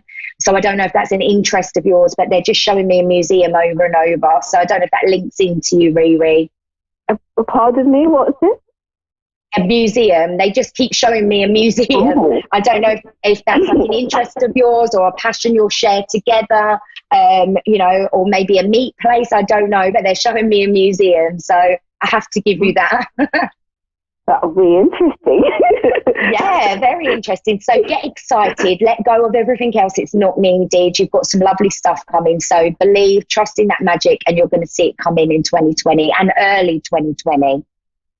Oh, it's looking like a good year, 2020. Yeah, it's going to be a good one. It really, really is. So I'm excited for you. Thank you. I'm feeling excited that I've had a bit of a run this year. So it's kind of like those challenges. Yeah, those challenges are lifted from your shoulders now. It's time for you to start the new cycle, the new chapter, and it's not like the past. So just let go of that relationship. And you'll be fine. You'll make the room for the new to enter. That's the kind of energy that you're under at the moment. Perfect. Okay, I hope that helped. Yes, it definitely does. Okay, you take care, Riri. Yes, and you. Thank you so much, Kev. You're so welcome. Have a good evening. You too. Bye-bye. Bye. Okay, so this is like the angels are just saying this is so important. We must all be believing in ourselves now. We must be, you know, expecting the things that we want. The more we can get into this mindset, the quicker they're going to show up in our life. You know, emit the right frequency, match the frequency to what you want to manifest, and that is going to show up for us. Each and every one of us, there's no one missing out here. If we get the frequency matched, so that's focusing on the feeling of what we want. So if we're manifesting love, then we focus on the feeling of love as if it's already in our life. If we're manifesting money, then we focus on the feeling of feeling abundant as if we already have so much money available to us. If we can get on the right frequency and match that frequency, then we are going to see that come in, because we are in some powerful, powerful times now, everyone. So I want to do the cards, the reveal for everybody. So let me just have a drink of water because my throat's gone dry. Okay, so everybody who chose number 1, your message from the angels is worry is a wasted emotion. So I love this. And how important is that? How true is that message? How many times have we all worried about something to then 6 months later look back and think that was just so unnecessary? You know, I drove myself mad. I wish I hadn't worried. You know, it's all growth and it's all lessons, but it really is wasted energy. When you worry, you are attracting more to worry about in your life. It's as simple as that. The powerful law of attraction is always in motion, even if we don't realize it. So if we're putting worry energy in, we're going to have more to worry about. We're going to drive ourselves mad. We're going to take ourselves straight out of alignment. And, you know, we're going to cause ourselves to have stress and to have fear. And we just don't need that energy around us. So let go of the worries. Give the worries to the angels. They're saying, give it to us. Take it off of your shoulders. You know, that's such a powerful thing to do. And it's such a releasing thing to do. Just give the worry to the angels and focus on something that makes you happy. It could be a past memory. It could be your children. It could be a friend. It could be a lover, a partner. Focus on what makes you happy, and that will take you away from the worry energy. So what I do, I give it straight to the angels. I ask them to come in and help me. I ask them to lift the worry from my shoulders, and then I'll connect to a past memory that makes me happy, and I'll focus on that, and I get my vibration lifted and I'm back connected again. So remember that worry is a wasted emotion. Focus your emotion. Your emotion is what keeps you on the right frequency, and your emotion is what manifests things into your life. So that's a good reminder. For everybody who chose number 2, for everybody guided to number 2, your message from the angels is patience is a virtue. Yes, it is. It can be frustrating. Of course it can. We want things to come straight away, but patience really is a virtue. You know, divine timing is everything. Sometimes we have to just trust in the bigger picture that we can't see. The angels have got our backs. The universe has our back. Everything is happening. Just because we can't see it physically doesn't mean it's not all coming together. So although patience can cause us to be frustrated, as soon as the frustration comes in, that's when we go to the over questioning. When's it coming? Why is it not coming? How's it going to come? And the minute we go to that energy and that space, we take ourselves straight out of alignment. And when we're out of alignment, we can't manifest. So then we're back in that vicious circle of going around and around and around. You know, good things come. It's written in the stars already. It's already yours. You've manifested it. You have to let it go. You have to surrender. And then you have to believe in divine timing. You have to know that you don't have to see all the evidence straight away, and that you don't have to know everything straight away. You have to believe that the angels, you know, they're in charge. Let's leave it to them. They know what they're doing. They can see everything. They can see everything around us, everything that's to come. So they, you know, we need to trust in divine timing. So if you have been feeling a little bit frustrated about a manifestation not showing up or being stuck in a situation, have the patience. Ask the angels, remember, ask the angels for what you want, and then just let it go. Just trust they've heard, they've answered. You know, they will be sorting things out for you. So that's a powerful message for everyone who chose number 2. So for everybody who was guided to number 3, your message from the angels is like attracts like. So they're very similar messages actually for 1, 2s and 3s. So like attracts like. This is, you know, whatever you're thinking about and focusing on is what you're going to bring into your reality right now. That is going to be manifesting in your life, whether it's good or bad. The vibration you give out is like a magnet, and everything will be, you know, brought back into your reality. So you need to be mindful of that. You need to remember that. Remember those 3 words, like attracts like. Put out the frequency that you want, you know, put out the stuff that you want to manifest.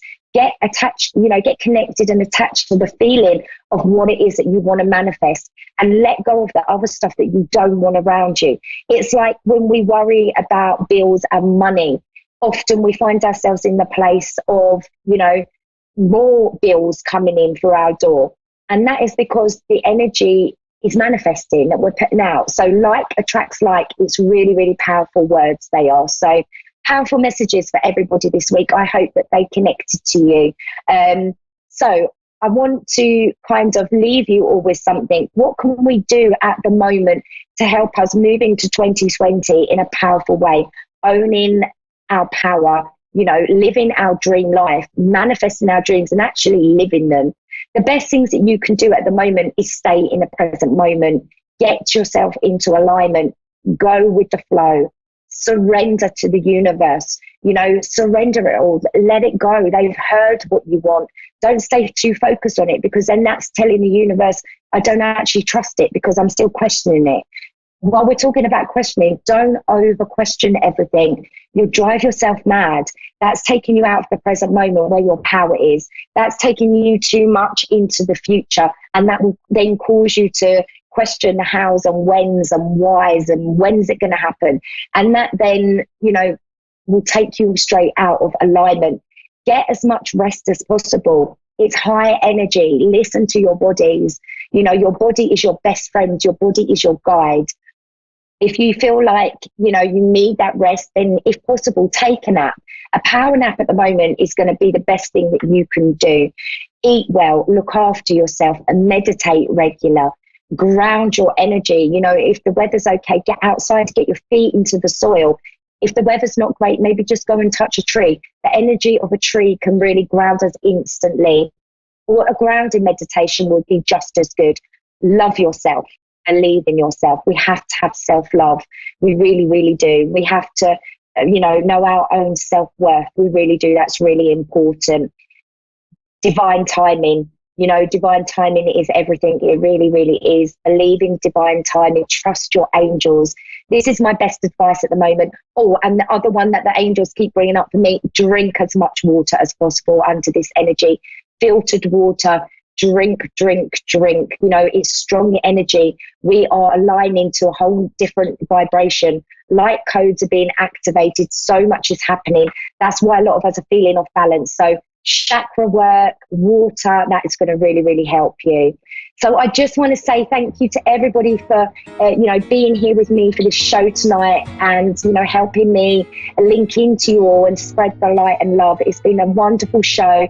Thank you for being here. You can find me on Facebook at Carrie Ann Bush, Instagram, Amazon at Carrie Ann Bush. I'm also on Twitter and my Spiritual Soul groups on Facebook. It'd be wonderful if you'd come join us. I hope you all have a wonderful day or evening wherever you are in the world. And enjoy that full moon, enjoy this energy, try and connect to the magic as much as possible. Enjoy the 1212 gateway. Anytime you see 1212 at the moment, make a wish. Very, very powerful. Wishing you the best week, love and light to you all, and I will be here the same time next Tuesday. Have a good one, everybody.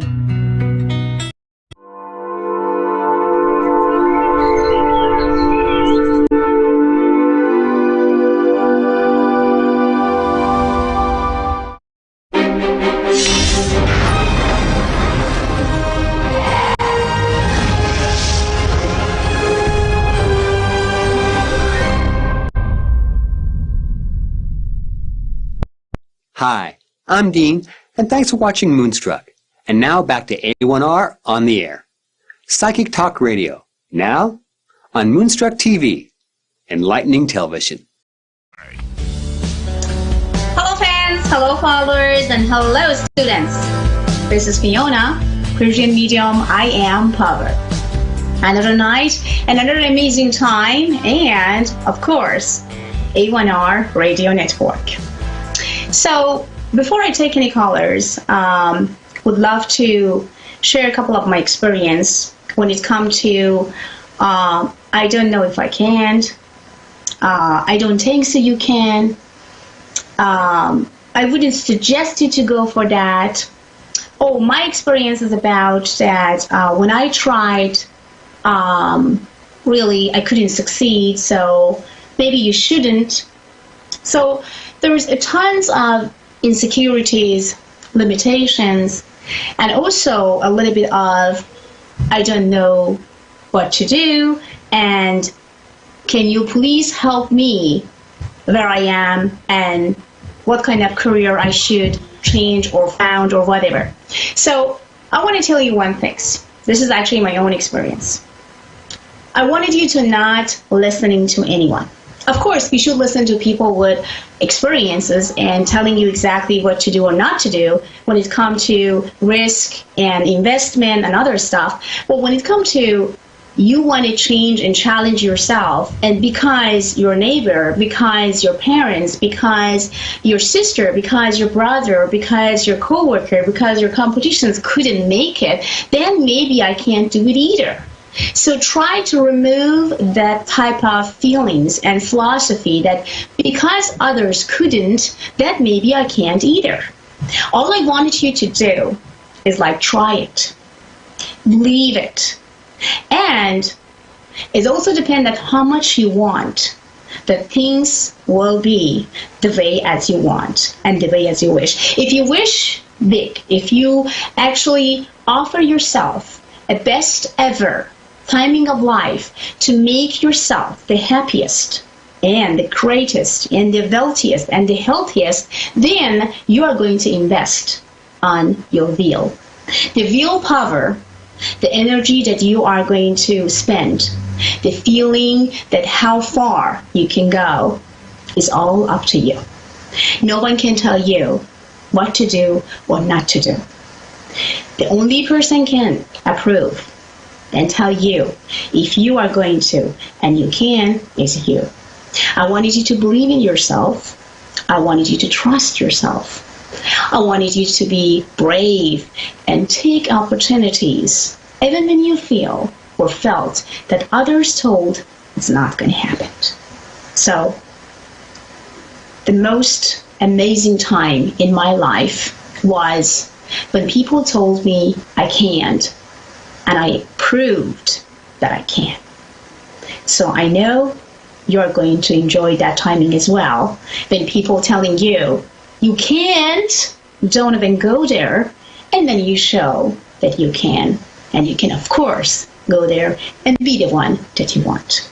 So there is also another things that I would love to exchange with you guys is about the matter of timing. So sometimes we just like not in the right time.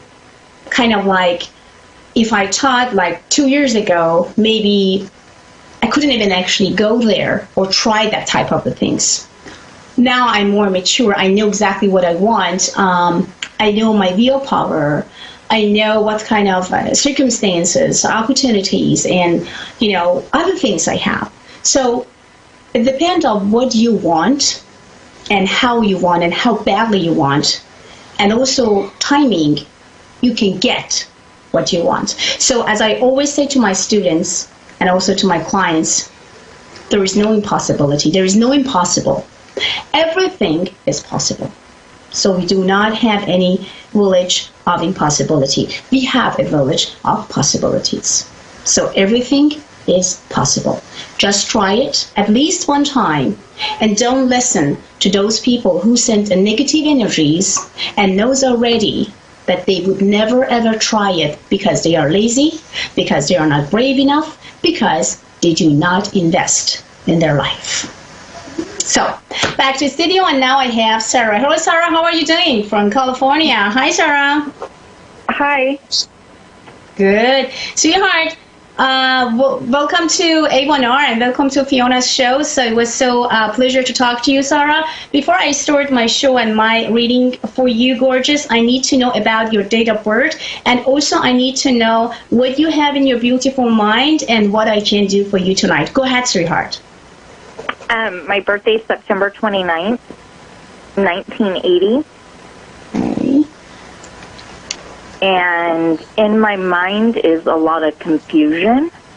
Okay. On I see that. Where my journey in life is supposed to be. Okay. And Sarah, my love. I want to ask you two questions. The first question, the first things that I can see in the Pentagon is about something that related to money and finance, which actually making you to feel very kind of discomfort, not happy, a little bit mad, upset, a lot of I didn't know exactly what to do. I didn't know where to go, and kind of blaming others. So I wanted you to first remove one thing immediate with me right now tonight. Stop blaming others, okay?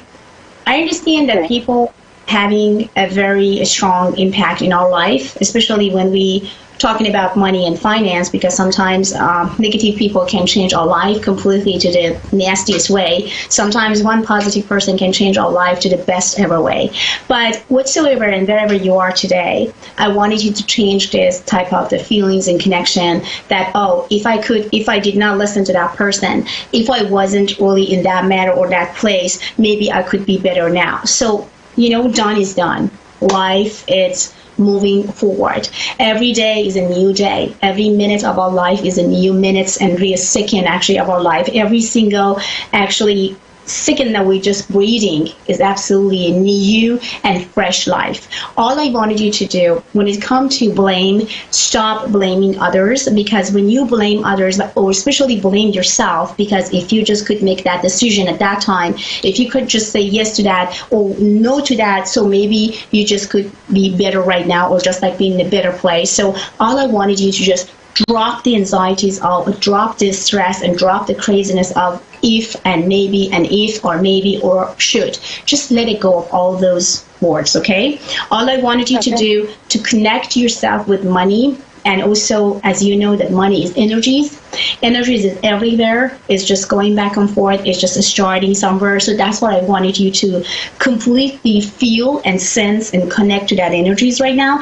And don't worry about future when it comes to, am I going to be, feel good? Am I going to have wealthy enough? Or am I going to have enough money in my account? Am I going to have the job that I want? Just stop asking. Now it's time for you to show action. Okay, Sarah? So this is very important, because I think the one block that is standing in front of your way and trying to not allow you to moving forward is about blocking your own energies to just say yes to life, yes to happiness, yes to wealth, yes to health. It's just because you're still afraid, you are kind of like confused and not know exactly what to do and where to go. So stop whatsoever had happened in the past. Past is past. Just yesterday was yesterday. Today is today. Tonight is tonight. Last night was last night. Whatsoever you couldn't do last night, you can do it tonight. Okay? So first step, you forget about what happened last night. You stop blaming yourself and stop blaming others.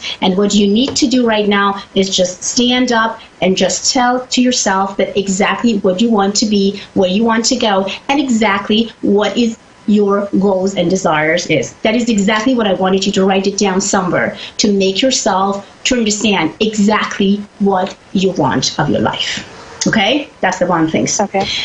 Then, Sarah, come another things about, I see that you are confused about kind of moving. I see the moving. I don't know if it's the moving place to place or is it the moving to some other state. It's something that you want to change completely just because you want to refresh yourself doing something. Well, if you have anything that will changing your life from A to Z, like tomorrow, if you really feel that if you are changing that place, changing that house, changing that department, changing that anything that has to do with change and challenge, I wanted you to do it tomorrow, or at least thinking about it, because this is what I can see. It will open all doors to your happiness. Now, Sarah, there is two things that actually come to the right side of your pentagon. It's telling me about emotion and also feeling very down, depressed, and not happy. No desire of continuing, no desire to feel good. Now, Sarah, tell me what makes you to go there, what makes you to feel this way, and why you are so confused about your emotional feelings. I've been going through, I've been divorced now for 3 years, and the confusion of am I where I'm at, where am I at where I'm supposed to be in life? And I actually am putting my house on the market tomorrow because I struggle with the emotional attachment that the energy the house brings from my marriage. And this is where I started my marriage. We raised our kids, but then it's also the place where my marriage ended as well. And so I've had a lot of confusion with that part of making choices, and then as well as not being able to let go of the emotions of bitterness and the, I don't want to use hate, but the dissatisfaction from the place of where my marriage ended, and that I can't move forward from that. I'm still in a negative, I have a lot of negative energy towards him, and it affects our day-to-day lives, and we have children involved. So I understand. That makes it really hard. Sarah, I understand that. I understand you completely, baby, and I understand that it's not something, I mean, when people says, oh my God, don't worry about that, everything is going to be all right, hon. And, you should not be worried about it. You're going to forget about it. So it's just not going to happen for one night. And I have to tell you, whatsoever had happened in between you both and what he did to you, that making you to feel that hateful and, down in every areas of your life right now, maybe is not really forgivable, but at the same time, what you need to do, maybe it's kind of not time for you to forgive him right now, especially even your guys have children, it doesn't matter, but you have to get over it. And sometimes we get over things with time. We can't get over just like that. We can't just, especially when you are too emotional, when you actually give away 100% of your life and your heart, when you try to do everything that goes from your power to make this man be the happiest and the healthiest and the wealthiest and the whatsoever in the earth, and instead that you get something back, you just like gain some nasty feelings and kind of like destroy your even own insecurities, or better say confident and everything. I understand you completely, Sarah. That's why my recommendation to you is stop even thinking about that I have to forgive him, I have to move on, I have to let it go, because you can't forgive someone that you hate so much. You need time. Time will make you to feel that you can moving forward. Maybe sometimes you need about 6 months or 1 year. Maybe you need another 3 years. Maybe you need the 4 years. The only things that you should not forget is about that you are the mom, and you have to be a mom. Your role as a mom will never change, okay? Your name is mom. So as a mom, you will do everything what goes from your power to benefit your children, okay? No matter what. But you still can hate the man that you've been together. You still can hate the man that you have children with. That's perfectly fine. But when it comes to children, you have to always see what's going to be the best for them. If I'm going to cooperate with him now for just like 4 minutes of text messages, or maybe just hearing just the voice, just like exactly what he gonna says about our son or about our daughter or whatever it is, it's okay. I can do it just for my kids. So try to stay away from him, because I can see that you are guys having so much energy involved. I can see that there is so much memories involved. For you, it's not easy to say goodbye and say let it go. It's very hard. I understand you have good memories, you have bad memories, you have also memories that you don't even want to remember anymore. But now it's time for you to just let time came in the middle of you and him, and all the pain that he caused you, to let you moving forward to your own life, okay? So don't force yourself that I have to forgive him, I have to forget, I have to let it go, because when you force yourself, and when you are not happy with that force, when you are not ready with that force, instead that you feel relief, you get stress, you get an interest, you get an anxiety, and it's going to be more hate came actually to your mind and your body. So all you need to do is just stop telling yourself that you have to do it because of that. All you need to just force yourself about it is about your children, and your name is mom, and that's it. Anything that related to him, about him, kind of, creating around him, whatsoever has to do with him, just you need to let it go. Just don't think about it. Don't force yourself, and just stay calm the way that you are, Sarah. And I wanted you to sell this house. Remember when I told you, any change and challenge that I see and I feel for you, moving forward, moving from the place to other places, it's good for you, okay? Even you feel that you have lots of, emotional attachment, but let go of those emotional attachment, because the one things that you remember, tomorrow is a new day. Next week is going to be the new week. Next month is going to be the new month. And next year is going to be the new year. And how do you know that you're not going to be in the place that somehow you just say, thank God that you gave me these opportunities to let go of this man of my life, because now I found the real one. Now I'm the happiest mom and happiest woman in the earth, because now I know exactly who I am with today and what I can do for my life. I know that right now it's kind of impossible for you to just like even think about it. That am I going to be happy again? Am I going to trust any man again? Am I going to be, the woman that I want? Yes, my answer to you, both emotionally, psychically, and whatsoever we can name on, Sarah, is about yes, you can. Yes, you are going to see the man that you want to be with. Yes, you are going to be proud about your actually whatsoever you are choosing between. So that's why I'm telling you. All I wanted you to do, Sarah, first, don't force yourself to forgive him and move on. Just let it go.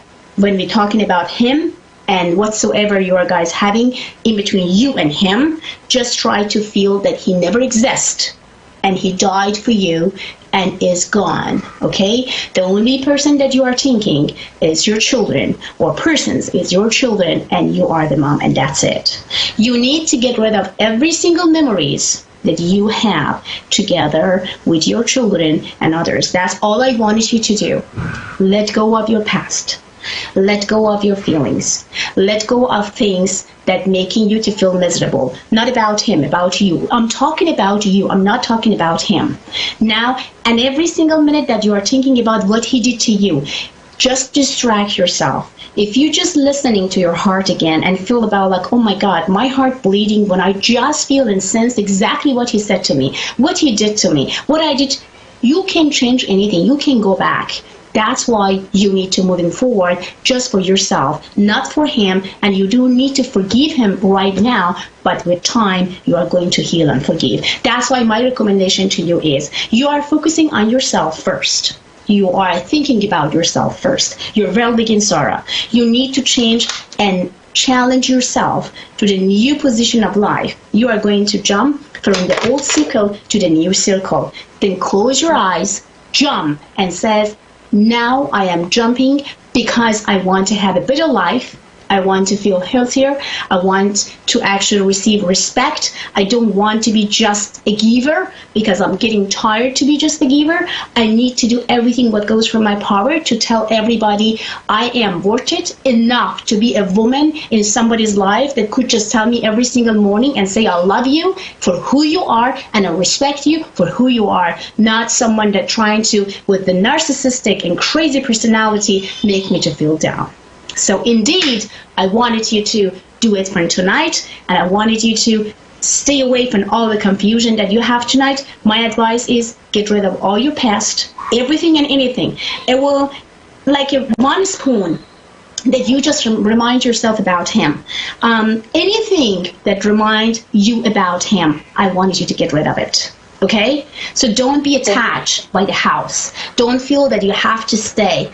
Just let it go. It's time for you to heal. And you are not going to heal if you still stay with those memories. The beauty of memories of things is about your children.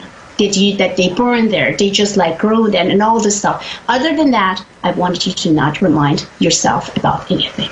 That's all I wanted you to do, Sarah. Do you think that you are able to do? Yes, it took me 3 years, but I finally made the choice to have the agent come tomorrow to list the house for sale. Awesome. I promise you, Sarah, when you selling the house, kind of like you just signing and just say goodbye to that, I promise you, the day that you are signing, the day that you are just taking all your stuff out, you are going to feel so much relief that you can't even imagine. That's why. Don't let any type of attachment, emotional attachment, stop you to succeed. Stop you to be the one that you always wanted to be. Don't let those attachments making us or making you to feel down and worried about future. Because your future is shining together with your kids. Without him, not with him. You should be happy that you really get rid of this man from your life. I don't know how you could deal with the narcissist man. I don't even understand how you could even deal with it. But I have to say congratulations, because you did great. but it's time for you to move on because your body and your brain needs rest and find a better way to communicate with yourself and the world. And you know you have a purpose that you came to this life.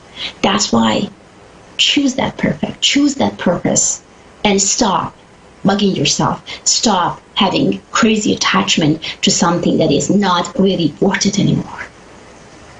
Life is changing every day, every single minute and moment. You need to follow. Other than that, life will follow you. And that may not going to make you to feel good. You need to follow life, because when you follow life, you change your destiny by your own decision.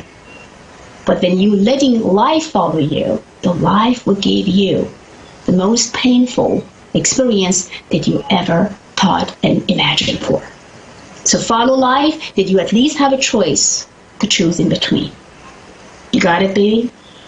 Yep.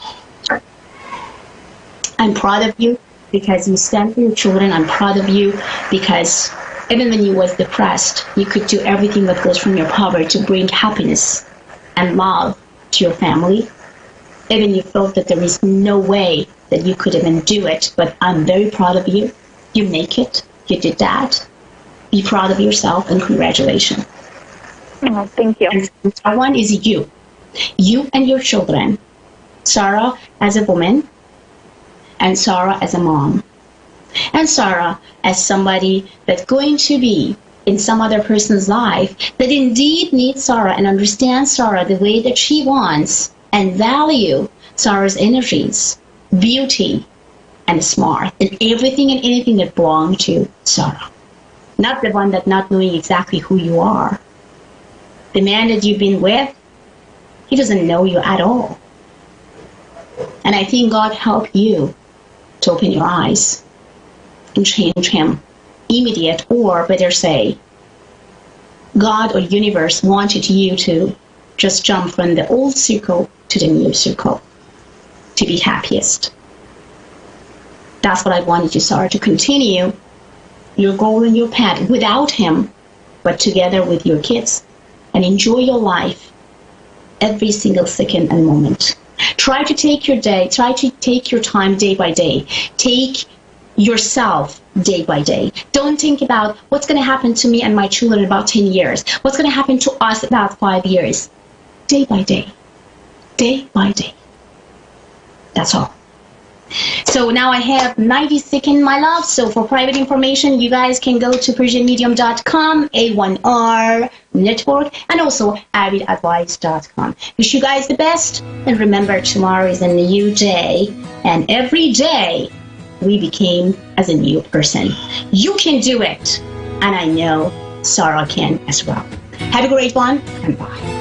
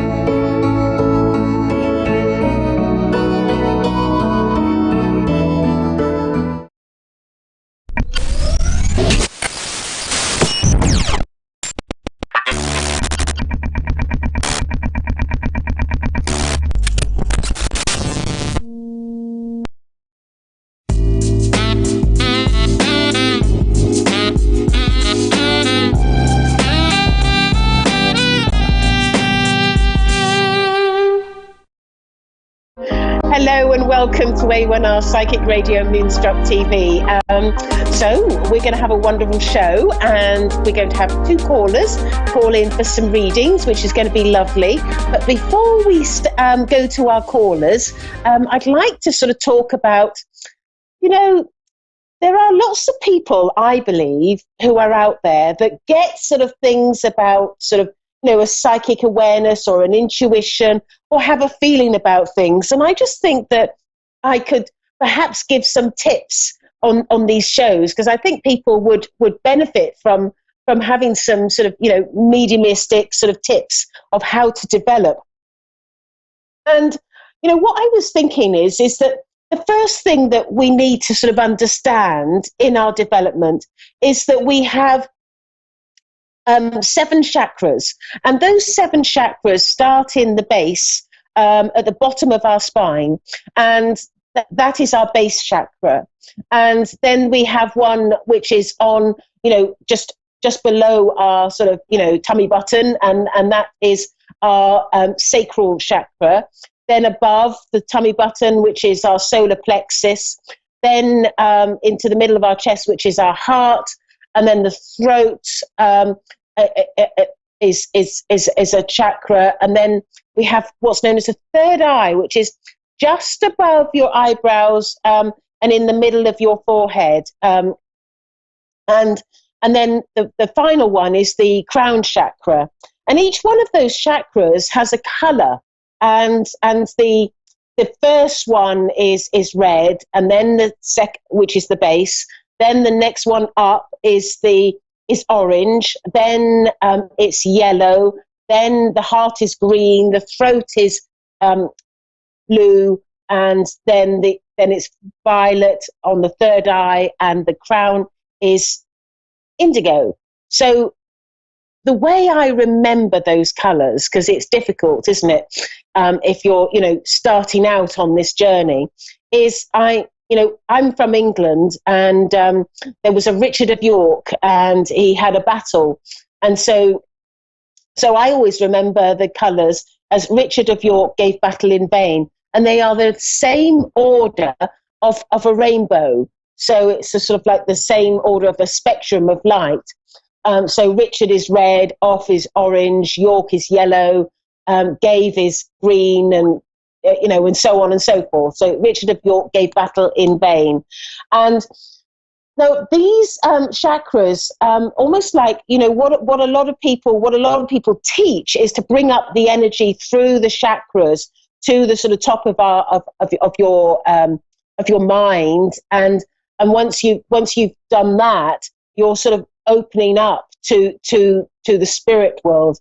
What I do is I just generally sort of, bring that energy up, and I don't really sort of think much about the chakras. But one of the things that I think is important that I was going to talk about today is the third eye. And the third eye is where you can see clairvoyantly, and you're able to see things that and it's an image that is just sort of, almost like in front of you, but it feels like it's in your mind still. It feels like your mind is bigger than your head, and it's just sort of in front of you that you see that with your third eye. But it's you always have to sort of open up first, and then sort of look in that spot to sort of see what you can see. So that's sort of, a bit of a sort of starting point. And I think, and I always call it sort of opening up to the power. And I think that is something that we should all practice, opening up and sitting in that space where we've pulled up the energy to the top of our head, and just sitting in that space. And that allows us to become more and more open. The longer we sit in that space, the more we open up to the spirit world. And, I was looking at some work with Buddhism last night, and I was watching this documentary that was done on the BBC, and I found it on YouTube, and it was about the 7 wonders of Buddhism. And they, their ethos is to meditate. So and it's done in a similar way. You're just bringing your mind up to to a higher position, and it's done in a similar way, so that you can become more evolved in the world. And that's the sort of the ethos of Buddhism, very simply put. And I'm sure if you're a Buddhist, you'd probably be slapping my wrist, because I don't claim to be a Buddhist, and I don't know everything about it. So if I'm describing it slightly wrongly, please do scream at me. But I do think that my understanding is that it's about being able to go to nirvana and not have to do that recycling of constant sort of lives in reincarnation. And so, through going into the power or meditating, what you're doing is you're actually, sensing and have an awareness of ideas about life, and you become more evolved as a result. And that can't be a bad thing. So if all you do is sit in the power or meditate, then that is an excellent thing, and it's a good start to develop your mediumship. So I think it's about time we went to some callers, and I believe we have Campsie in Quaker City, Ohio. Are you there, Campsie? And we're just waiting for Campsie. And so whilst I'm waiting for her, I'm just going to continue on a little bit about the idea of sitting in the power. One of the things that I really like about sitting in the power is that it's sort of quite calming. It calms you down, and I think that if you suffer from anything like anxiety or even high blood pressure, that has a medical, it's known to reduce your blood pressure. I do think it would help with anxiety as well. And I think that, also some mental health, generally mental health issues, because it calms you down and it puts a different perspective on you. Because what you're doing is you're connecting with spirit, and that spirit energy will be around you. And that could only be sort of healing. But those are the things that I'm particularly aware of that is beneficial in, with sort of meditation and sitting in the power. Once you've sat in the power, what's so great about it is what you're doing is you're opening up the door to allow spirit to enter in. And that's when you can access your third eye, so you're looking to see. But, another faculty that I particularly have is the clairaudience. And so you can go to sort of, the right side of your head is generally where it will be found. And I think it may be different if you are left-handed. But if you're right-handed, it will be found on the right side. But if you're left-handed, it may be on the left side. So look out for that. So, that's where you can, if you put your focus to that area, that's where you will get your clairaudience. But anyway, I believe we have a caller ready, and that's Mary in Rock Hill, South Carolina. Hello, Mary. Are you there? Yes, ma'am, I am. Oh, hello. And have you ever had a reading before, Mary? No, ma'am. This is my first one. Oh, gosh.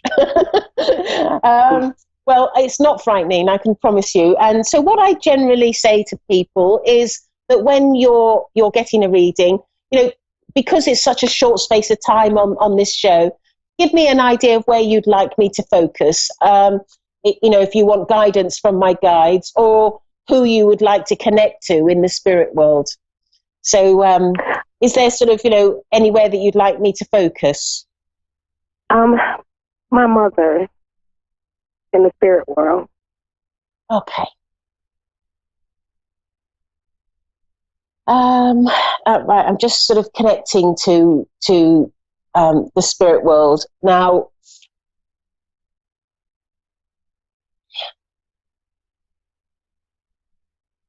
Did your mother like singing? Yes, she did. because she's singing, and she's showing me singing, and I feel like she had quite a good voice as well. But I feel that she makes me feel like it's more to do with church or something of that nature. Does that make sense to you, Mary? Yes, ma'am. And she almost felt, when sort of going to church, I feel like that was the best bit for her, to sing. And her voice just sort of, everybody would hear her voice. Her voice was above everybody else's voice. She had a strong, strong voice. Yes, I think that she had, when I look at her, I think that she had such a sort of talent with her voice that, I wonder whether she could have, done something with that, in a more sort of public way, because I do think that she had a particular talent. I'm just being shown music, where you have the 5 lines and then the notes going across the lines. And I've just been shown music, so I don't know if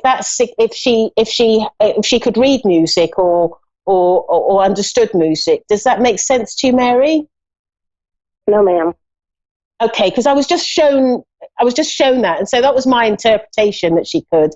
But I think that's just sort of her showing me that she liked, music. She liked singing, and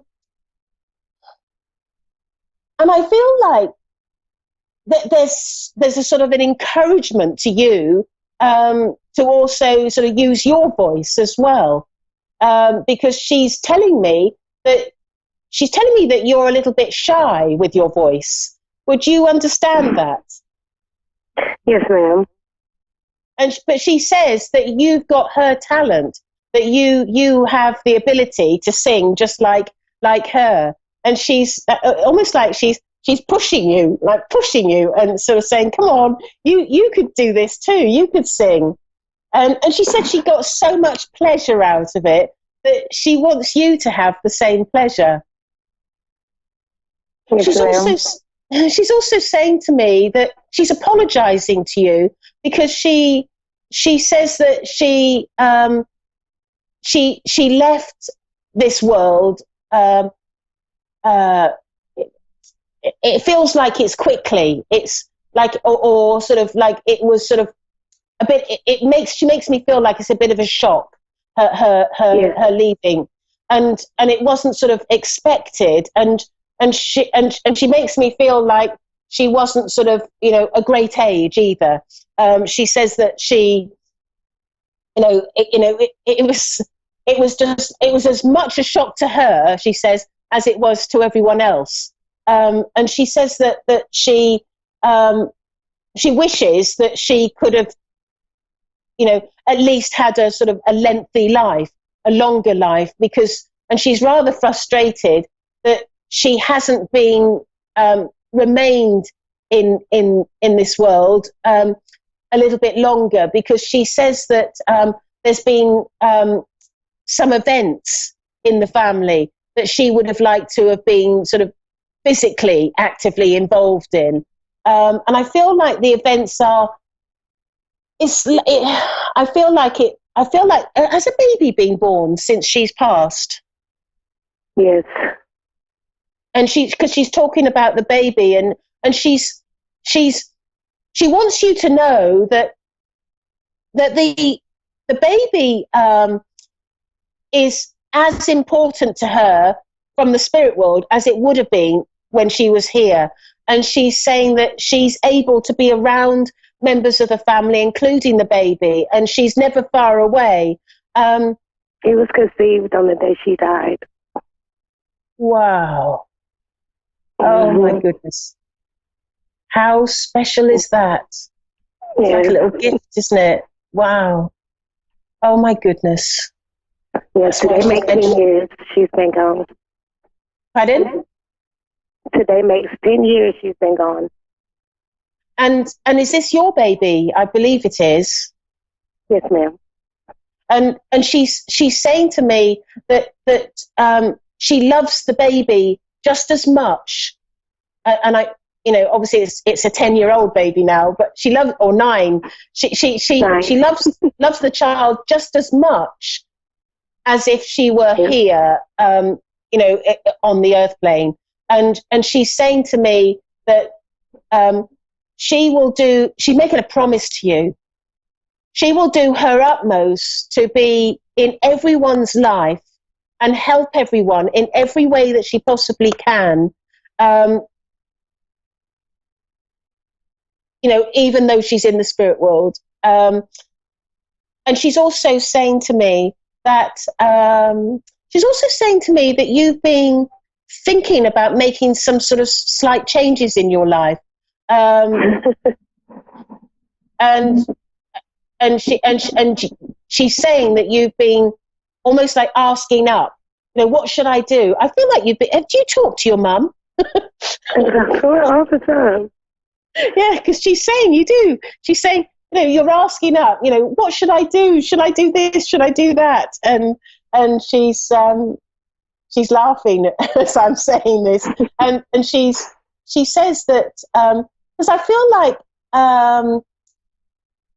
it's almost like you feel like a bit of a loss as what to do in your life. And I'm not quite sure of the details. Can you tell me what the details are of that?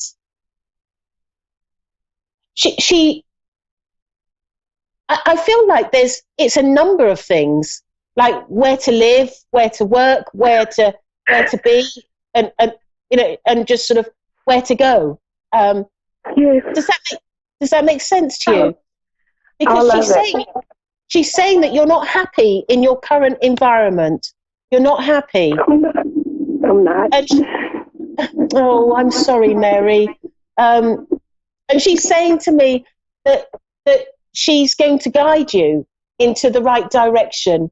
She wants to make sure that you're happy, and she's going to guide you. I've got another caller waiting, but just know that she's going to guide you. And also, she's saying before she leaves, she's just waving, and she's saying to me, please tell my daughter that I love her, and I never stop loving her. I really do love her.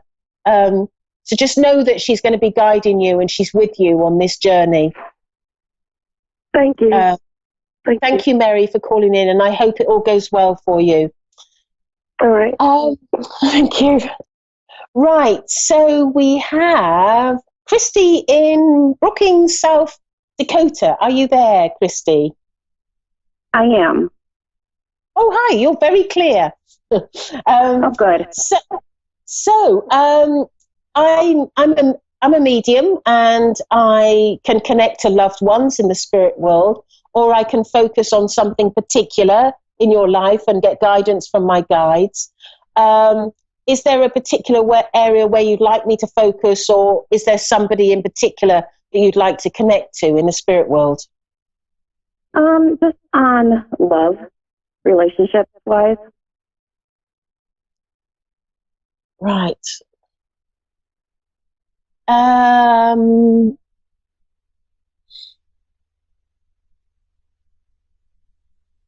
Are you in a relationship? Can I just ask? No.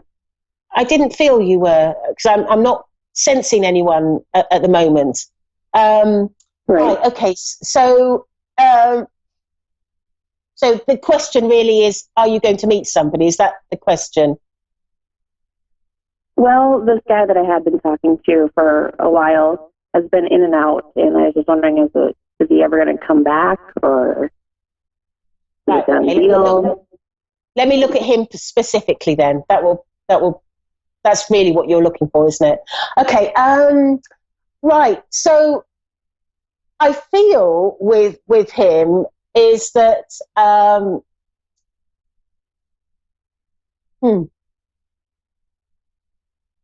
he almost feels as though there is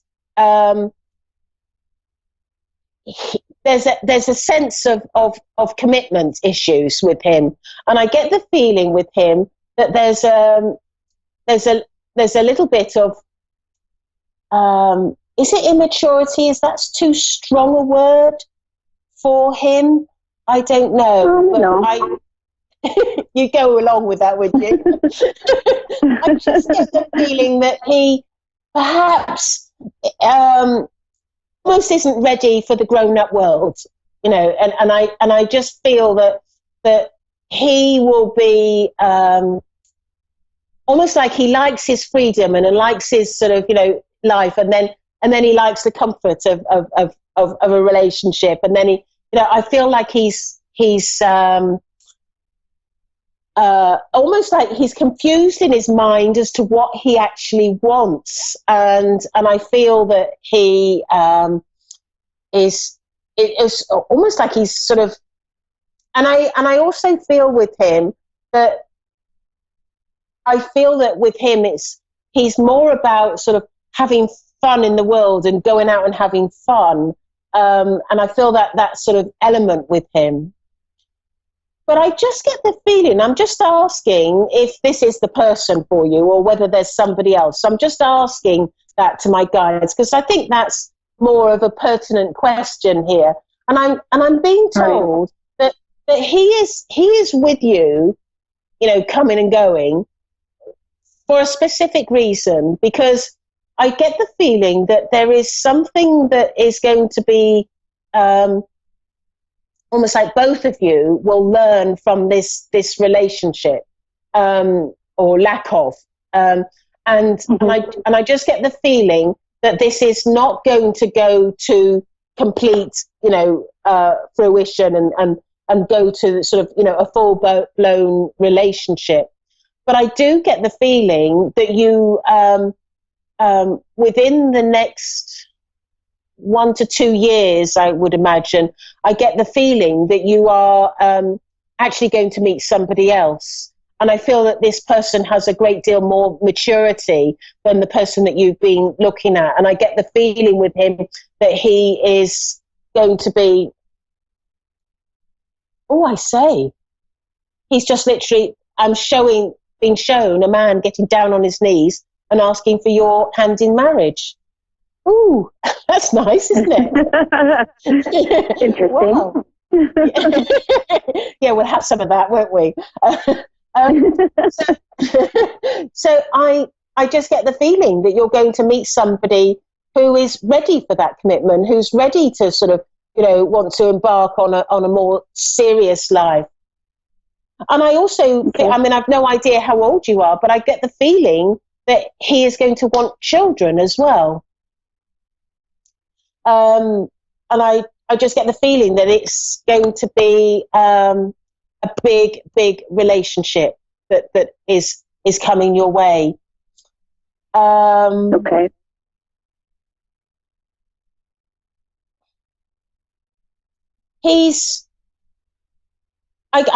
I also am being told that he's also quite established, established financially and, in a work and I feel like he's involved in business, because I'm being shown somebody wearing a suit, rather than that's the guy that I've been wanting to get back together with. Oh, is it? Right. Yeah, he's very well to do and everything, and got a good job and everything. Right. Okay. I came from a really bad marriage, and when we bring up stuff like with my kids and stuff with my ex, he kind of turns me off. He ghosts on me. Right. Yeah. So I can see the immaturity there. Yeah. It may be that I'm seeing it's this guy that's going to come forward in 1 to 2 years more seriously. But let me see if I can describe him a bit more and see if it matches even more. Sure. I get the feeling that he is, work is everything to him. I feel like he's very dedicated to work, and I feel like he can sometimes work long hours. He can be a little bit workaholic, and I feel and I feel also that there is. I feel like I've got links. I feel, I don't know whether this links to New York in my work. Does that make sense to you? It must be something to do with, because I'm being drawn to sort of places like Wall Street and things like that.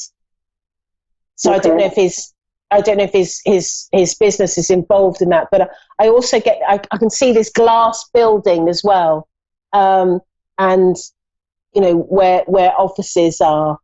Does that make sense to him? He works from home. He works but he works for a huge company out of Minneapolis. Right. And has the company got links in New York? Yes. Right. Okay. So yeah, and I, because I feel like there is links to New York and links to, you know, I feel like the business is almost like when you look at sort of a lot of business is centered around New York. I just get that feeling of it's like the central, or maybe a head office, or it needs to be, you know, New York is what sort of gears it, is what I'm feeling. And I just get the feeling that also I get the feeling that you may be, that there may be a move as well with this relationship that you're going to be going into. Okay. I'm not convinced. It may be this person, but I'm not convinced of it. I wouldn't be at all surprised if it's someone different. I'm not convinced. And I just get this feeling that you're going to need to move to be closer to this person. And I feel like this is something that's going to be, I don't know whether it's move in the local area or move further. I don't know, but I'm just getting that sense of moving, and I'm also feeling that your New York is very, very significant with this man that you're going to meet. Interesting. Okay. I'm just getting New York over and over again, and I feel, and I'm just also like Wall Street and sort of, you know, that sort of, you know, ethos of banking.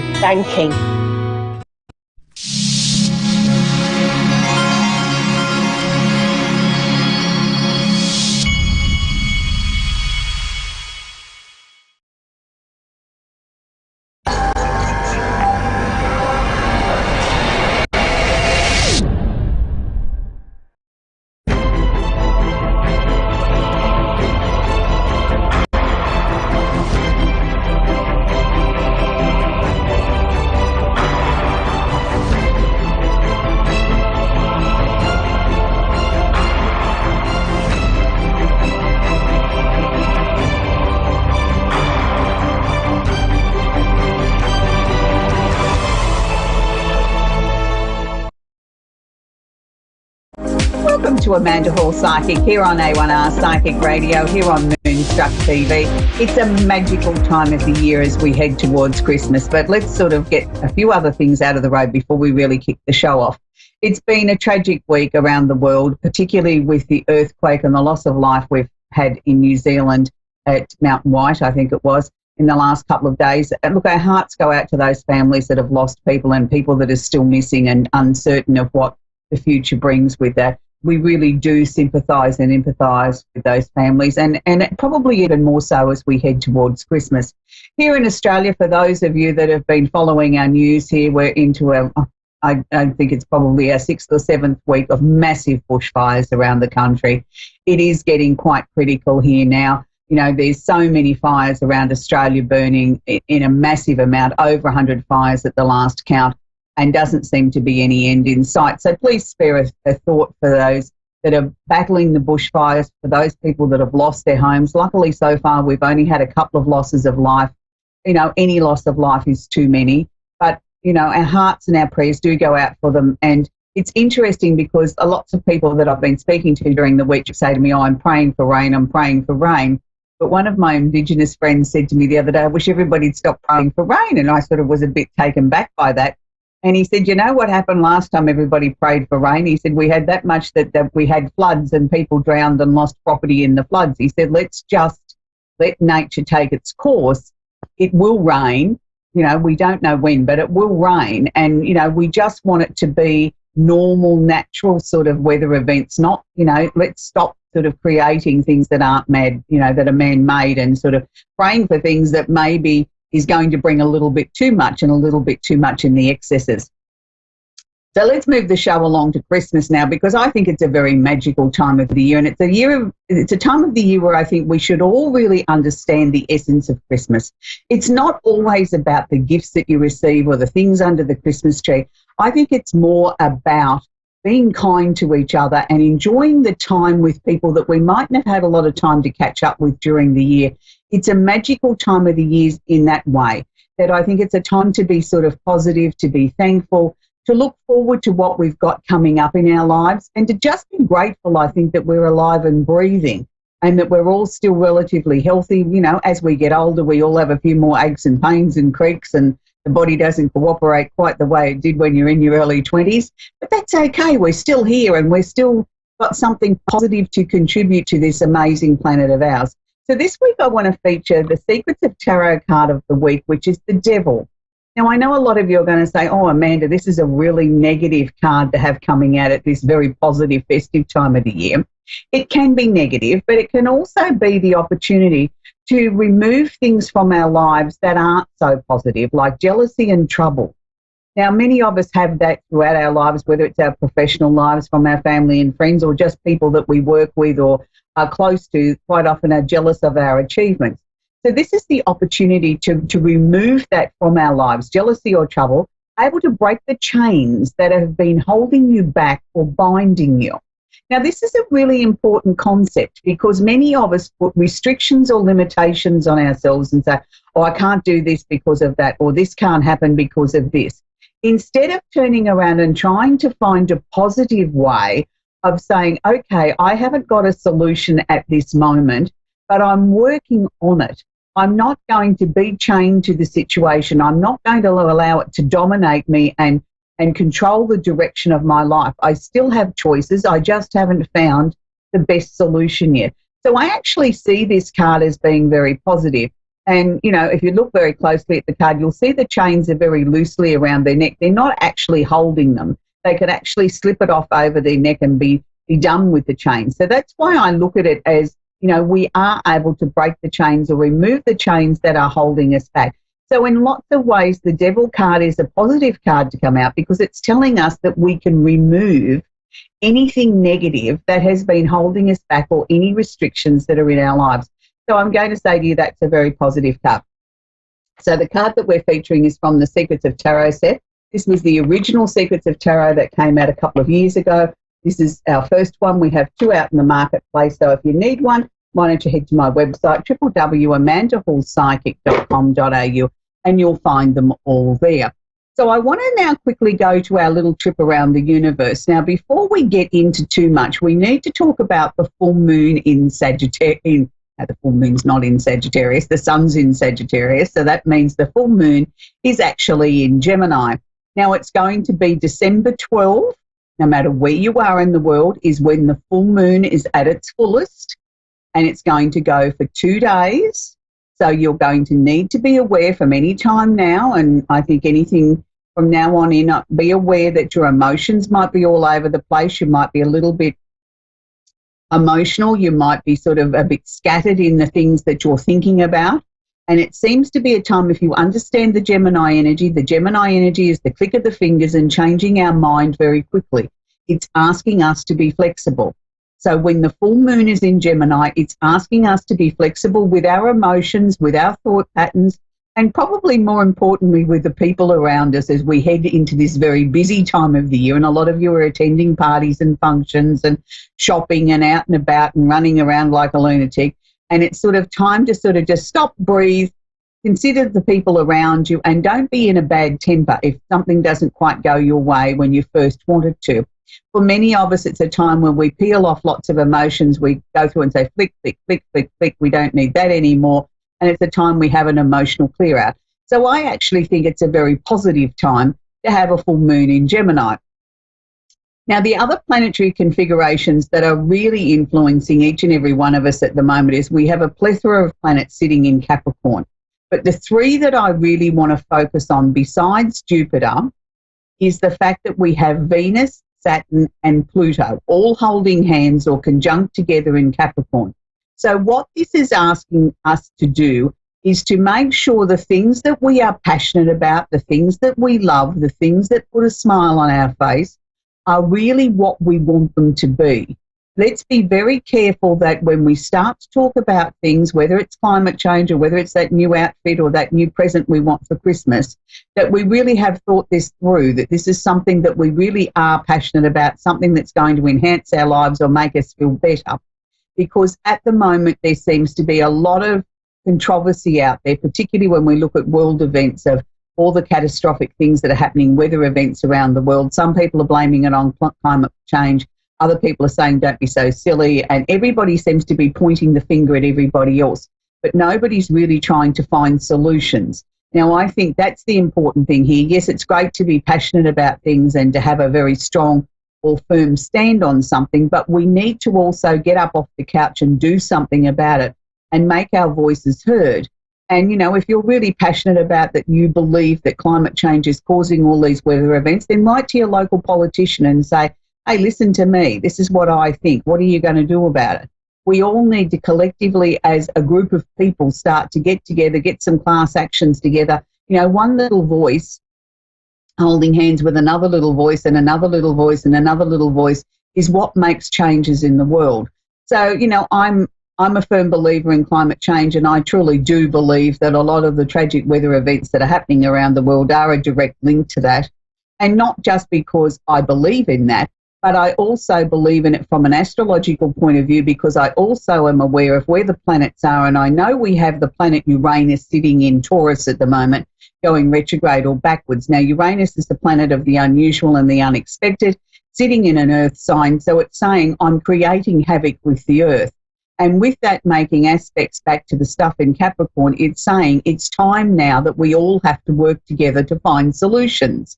And we have to find solutions on a global level. We have to transform. We have to look at the old ways of doing things are not working anymore, and we have to find new solutions moving forward. So on a very logical, practical, astrological level, I can see why the globe is in such a state. And this comes right across the board to all the political arenas and, you know, politicians ignoring things and sort of going about things in their own way as if they haven't got, you know, they're not switching on and listening to what the public's saying because they're so far removed from real reality. So these sort of things are going to come back to bite them. So it doesn't matter where you live in the world, who you vote for. I think everybody has an important opinion on this at the moment, and we need to be able to put our message across and stand up and be counted on these things. So we're going to quickly sort of talk about the candles of the week. So I've pulled out the Sagittarian candle because it is the Sagittarian or the Christmas time of the year. And I think it's a very important time of the year that we need to sort of acknowledge that and bring in some positivity. For those of you that work with the full moon candle, yes, we would have been burning our full moon candle now for a couple of days. I always like to work with 3 days on the approach before the full moon. So we're already 1 day into that. We're into the second day of the 3-day approach of the full moon. Then I burn it for 2 days for the full moon and then 3 days on the departure. So I'm going to say to you, we've still got another 5 or 6 days. There's a burning the full moon candle of releasing anything that we no longer want in our lives. So maybe we might release a few politicians while we're having our little full moon ceremony this year. That might be a great idea, mightn't it? Okay, so for those of you that might want a gift box that you see here, I've made it up with a full moon candle, I've made it up with a fire sign candle and a passion candle, just to show you that you can choose any candles from our 28 now range and to be able to make up a box that uniquely suits you. They're wonderful little candles. They burn for about 15 hours. I quite often work with these, in my limited space that I have, even though I have candles everywhere. But I like to sort of burn, a full moon candle and the energy of the full moon or the new moon at the same time. And quite often these are the ones that I burn. Because they are so small, I can make it that I use just one of these little mini candles for the duration of the 7 days of the full moon. And then I'm able to sort of, say, well, that candle's finished and I've just absorbed that energy for that month. So anyway, we're going to sort of head now and take our first caller. And it's Kiana in Campsie in Quaker City in Ohio. Are you there, Kiana? Yeah. Yeah. You have a question for me, sweetheart? I would just like to know, what my situation with my baby's father, how that's going to turn out. Okay, so you want to know about your baby's father, whether there's going to be any sort of change in the connection there? Yeah. Okay, so can you share with me your first name, sweetie? Is it Campsie, is it? Campsie. Okay, sweetheart. All right, just so that I'm tuning into the right person. It's really interesting, the energy that they're sharing with me about your baby's father is because I don't know that he's emotionally ready to step up to the plate yet. Is that what you've been finding, that sort of, 1 minute he's there and then the next minute he's sort of disappeared again, he's sort of not living up to what he told you yesterday, and sort of, this leaves you very confused at what role he's going to play, or is he going to be a part of your life? Is that how you're finding it, sweetie? Yeah. Darling, look, I want to sort of say to you, cut him a bit of slack, but at the same time I want to get him and give him a good shake, because you can't be expected to do all this by yourself. I mean, he's either got to turn around and make up his mind and say, okay, look, I'm fully committed. I'll do the very best that I can. We'll work together on this, or sort of say, look, I'm sorry, I can't do this, and get right out of the road. He can't have a foot in each camp, because that's not helping you be strong. Would it be fair to say that he could be frightened about all this, sort of overwhelmed with the responsibility? Yeah. Yeah, but so were you to a certain point, but you can't just sort of hand the baby over to someone else and say, oh, well, I can't do this, it's all too hard. Yeah. I know you might, we all think that at some stage or another. I mean, being a new mum is a very overwhelming experience, even if you have all the support under the sun. But, the fact that you've got a baby daddy here that sort of 1 minute he's there and he's fully supportive and the next minute he's sort of like he's disappeared again is not helping the situation. Darling, can I suggest to you that maybe you sort of focus on yourself and the baby, and that way then he mightn't feel as if he's being so pressurised to step up to the plate, that then he might then start to sort of gradually come back in a stronger way, in a more deliberate way, because he feels the pressure's off.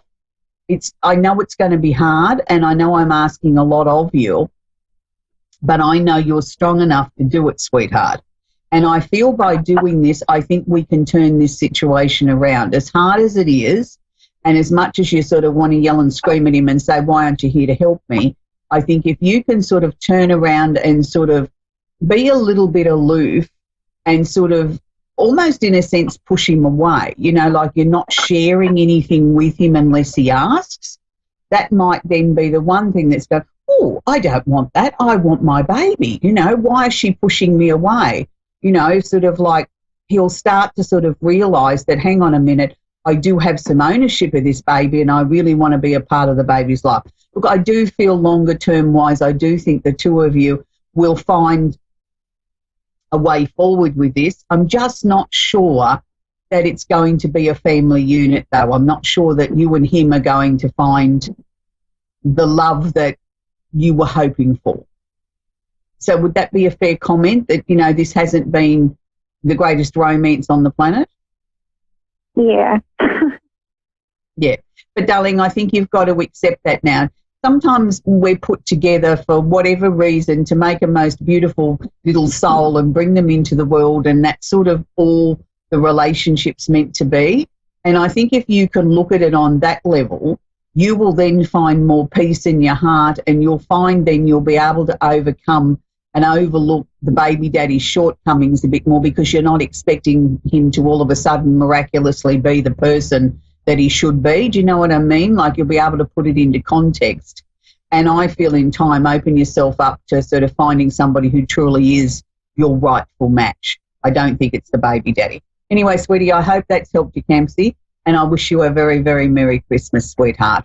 Now, we're going to go to Lonnie in Thief River Falls in Minnesota. Are you there, Lonnie? Hi. Hi, sweetheart. Do you have a question for me? I don't know what kind of questions I guess I'm allowed to ask. Well, there must be something that's going on in your life that you'd like some guidance on, sweetheart. Yeah, basically I just kind of wondering if my spirit guides try to contact me, like how do I know? Okay, if your spirit guides are trying to contact you. That's a really, really good question, Lonnie, because most of us sort of tend to sort of think of spirit guides as, you know, lots of people have lots of different ideas, and this is my personal opinion. I'm not saying mine's right and everybody else is wrong. My personal opinion is that our spirit guides are usually passed over relatives. And the reasons why I feel that is because they have an emotional connection to us, that they sort of have a vested interest in us. You know, if it's your grandmother that's been gone for 20 years, well, of course she's going to have more of an emotional connection to you than she is to a total stranger. So this is why I believe that our spirit guides are relatives. And a lot of people say, oh, no, I've got a Native American Indian, or I've got this, or I've got that. Look, I'm not saying that they're wrong. I'm just saying in my experience, that's what I believe. And having worked with spirit for many, many years, they're the ones that come through to me at different times with messages for their loved ones. So, you know, when they tell me that they're taking care of them or they're guiding them, or, you know, I feel very connected to my great-great-granddaughter because she reminds me of me. And, you know, you sort of think, wow, you know, you didn't even meet her physically, personally, but you feel a connection. Isn't that marvellous? So for you, sweetheart, I'm sure there's a number of spirit guides around you. Now, how do you know when they're making connection with you? Look, there's many different ways. Look, lots of people say, oh, people, you know, I've seen a feather and that reminds me of so-and-so, or it means such and such. If that's what works for you, that's fine. I don't think there's any hard and fast rules to say what works for me is necessarily going to work for you. What I can share with you is the things that I've noticed over my 40-odd years in this sort of work, and there's many different signs. Sometimes it can be as simple as a song coming on the radio and all of a sudden you'll get goosebumps and you'll think, wow, that really is the answer to a question that I had. Fancy that being in the words to that song that I'm singing along to. That's a connection from spirit. It can sometimes be the same sort of thing.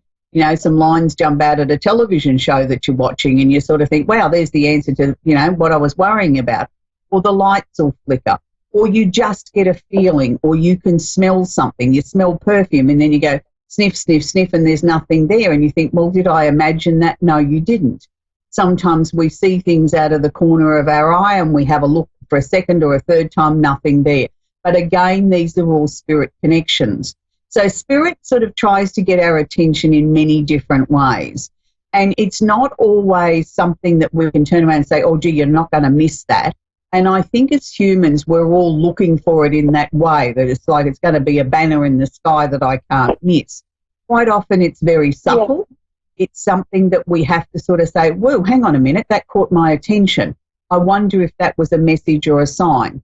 And once you start to be aware of that, you'll notice it happening more and more. For me, quite often, it's a lot of times, you know, I could be out driving in the car and I know the street sign says Smith Street, but it might say Beach on there, and I look again, it still says Smith Street, but yet in my mind's eye, it said Beach. So if that was to happen, I would then take notice of, why did I see the word beach? What is the meaning behind that? What does that mean to me personally? And that's how I tend to look at things from spirit. I mean, there's lots of different things that I can say to you. Again, for me personally, I usually find when I blow, half a dozen light bulbs in the house in a matter of a couple of days, I know that spirit's sort of quite active, and what sort of message are they trying to share with me, good, bad, or indifferent. Yes, you can turn around and say that's coincidence, or your light bulbs blew at the same time because you replaced them all at the same time. But that's a little bit too coincidental to me. It's sort of like, we might have one or two, but if you have six, that's, who's trying to get a message to you. And, people used to say to me, I'd get up in the morning and all my photographs on the sideboard would be moved. And, they might be people that are quite anal about them all being in a certain position. Again, that's spirit, just sort of showing you that they're there. It's interesting, though, because we as humans tend to think spirit's going to come down and give us this earth-shattering message that we can't live without. 9 times out of 10, all as they're trying to do is get you to acknowledge that they're there, to say, hi, I'm here, hello. And we tend to think that they've got to come through with this message all the time that we're going to need, our life won't be the same if we don't understand it. So if you're not necessarily looking for that earth-shattering message, if you're just looking for that knowing and understanding that they're there with you, then that's the best thing. And that's the best way they can make connection with you, because then they sort of feel that that they're there, that they're seeing everything that goes on in your day-to-day life, as mundane and as boring as it might be, but that's important to them because that's you. Sometimes if it's really important, they'll wake you at 2 o'clock in the morning and, you'll wake up from a deep sleep and you'll remember the dream that you were having, or you'll have a feeling. If that happens, can I suggest get out of bed and write it down, because that is something that they're really trying to get your attention for. But 9 times out of 10, it's just to say hello. I know you've got quite a bit of spirit activity around you. And I think the most important thing for you, Lonnie, is if you have something that you really, really, really need an answer to, say you want to know, should I change my job? Then I would suggest before you go to sleep of a night, ask the question out loud and ask them to put the answer into your mind first thing in the morning upon waking. Give them definite guidelines. Should I change my job? Yes or no?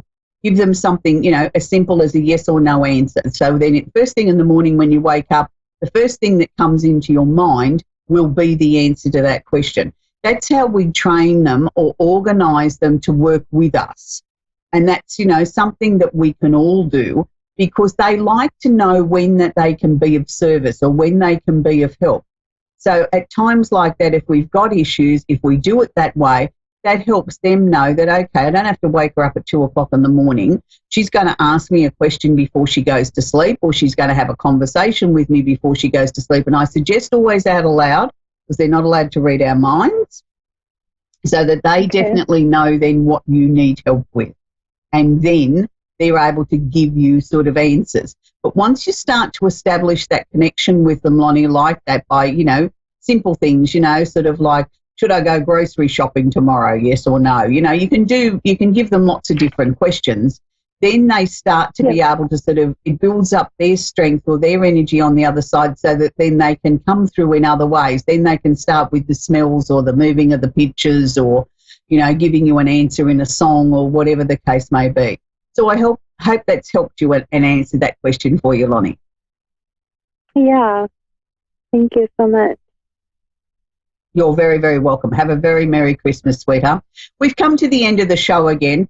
So again, I want to reiterate with you that this is a very, very magical, special time of the year. Please remember those that are lost. Have your family traditions. Set some new traditions. I spoke about last week on the show that I always have a spare spot at my Christmas table for those that have departed, and that's been something I've been doing for a very, very long time. I'm sure the chair's getting a little bit crowded now, because over the years I've lost quite a few family members. But it's just my way of acknowledging the fact that they are still here, they're still with us, they're still important, they're still special, and we have a family tradition of talking about something funny or something that we remember from our dearly departed over Christmas lunch as a way of making them feel included and special and still part of the family. So why don't you share with us here at A1R Psychic Radio some of your family traditions over Christmas? We'd love to hear from you. So until next week, be kind to each other, enjoy this magical time of the year, and don't forget it's a magical full moon in Gemini this year, so make sure that you do a lot of releasing and letting go of things. But until next time, I hope you're kind to each other, and let's keep Wellington, New Zealand and Australia in our prayers, and every other place around the world that's going through some sort of trauma or weather event at the moment. Until next week, Merry Christmas.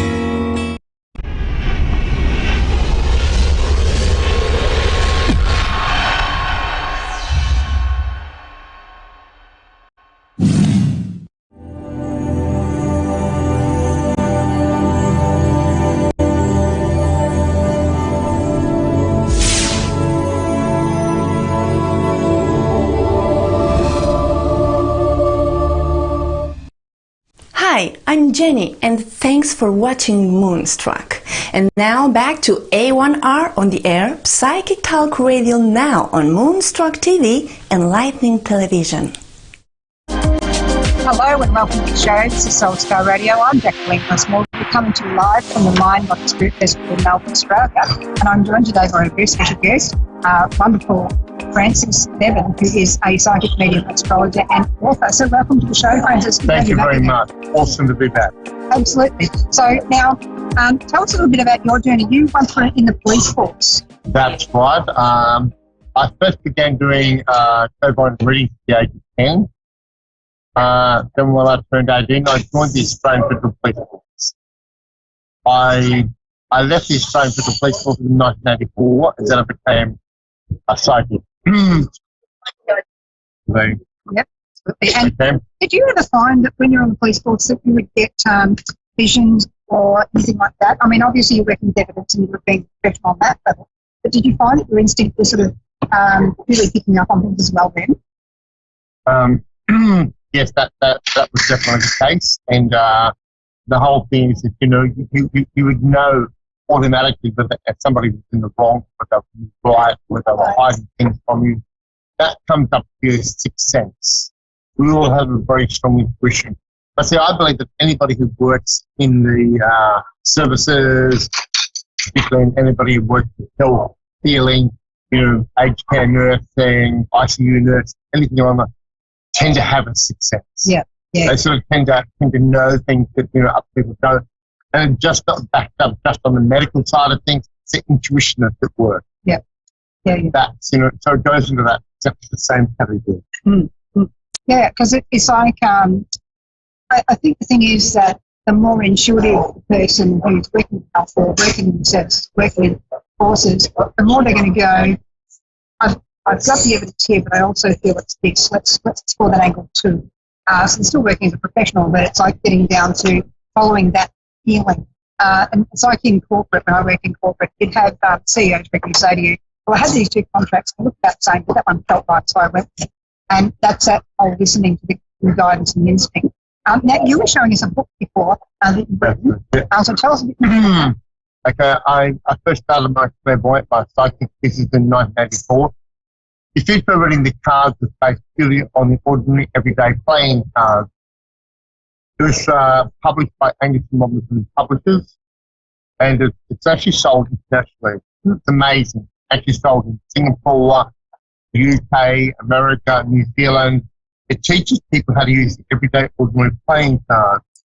See, people don't realise the playing cards are related directly to the minor arcana of tarot. Yeah. I put history in here, I put friends in here to make it extremely easy to read. Come 1990, the head psychic development was published actually by HarperCollins. HarperCollins at that stage had taken over and published. But this one breaks into 6 different sections covering the playing card. There's more information in this one about the playing cards. There's the tarot, showing you how to combine the cards, how to use them in group readings, how to use them in various spreads, both simple and complex. I go into numerology, I go into astrology. On the astrology side of things, what I do is I can sort of show how to use sort of even astrology and the tarot together.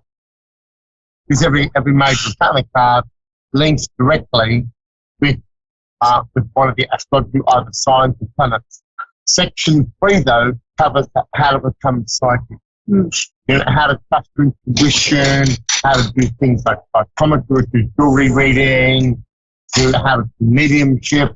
And Section 6 of this book teaches you how to be your own psychic, how to establish yourself in business. I love it. That's really good because a lot of the time people teach psychology, they don't actually teach you how to cope out in this bad world, how to deal with the public, because you get all kinds. You definitely do.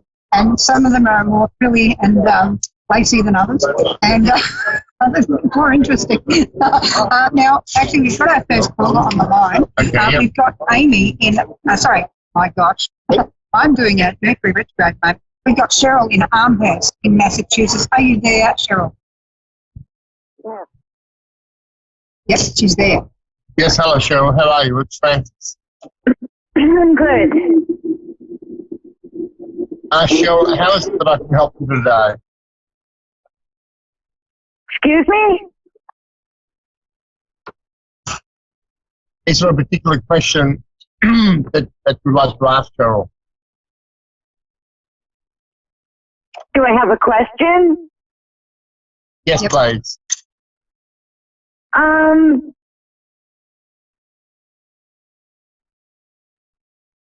Yes, I think so. I'm in a relationship with somebody, but it's becoming very difficult because he has to go renew his visa every 6 months, and he has to leave for 4 months every time. And I don't know if it's going to work out. Cheryl, what's your date of birth? Excuse me? What is your date of birth? 3/23/79. Cheryl, what's sort of happening? And the fact I get a very deep sense that you're going to walk away from this relationship. What I feel as though, even though you're investing a great deal of emotional energy into it, that's not going to give you what you need. It's not going to give you that deep satisfaction. And whilst you're disappointed, you're going to realise you've done absolutely everything you possibly can to make this relationship work. You're going to realise you have to aim for something much higher, much better sort of thing here. And I believe in walking away, you're actually going to find somebody very special who's just right for you. That's what I believe is up ahead here. You know, I don't believe he intentionally wants to hurt you. I just don't think he's capable of giving you what you need. And that's the reason that you're going to aim for something much higher. It will be you, Sean, who will walk away there from the life. And I do believe you're the one who finds happiness and contentment, and not somebody who has to get a visa on. This is what I thought anyways. Being very grounded, very down to earth, already has his life established, and is just the right man for you. I don't believe this current one is. Like, I feel like I'm ready for love, but I just don't feel like this was right. Yes, no, you're spot on. This one is not right for you. He's not able to give you what you need. And the thing is that, you know, it's time to move on. Right. Thank you. I'm really getting that sense too, Francis. I feel like that next guy is actually quite local to her. Is that sort of the same thing you're getting as well? Yeah. I actually feel like he's got kind of almost like a businessy, professional kind of energy as well, in the type of work he's doing. And I totally get saying it's just the guy you've got right now.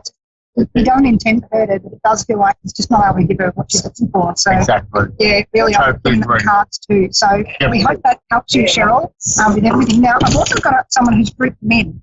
Now, this lady's from, thank you so much for writing in. Everyone, you can write in to Soulstar Radio.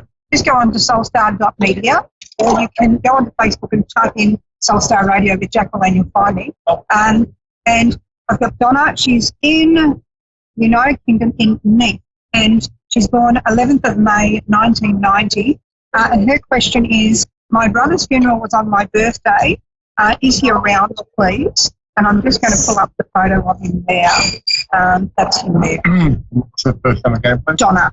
Hi, Donna. I do believe your brother's very much there around you. There's a very strong tie between the two of you. With your brother, I do get the feeling that there's ongoing health out here. That's what I get the sense of. I do get a struggle with breathing there as well. But I get the feeling that he's much more happier there on the other side. He's also mentioning children. You know, he's passing his love on to his family and onto the younger members there of the family. So whether this is his own direct children and also sort of nephews, nieces, he was very much family orientated.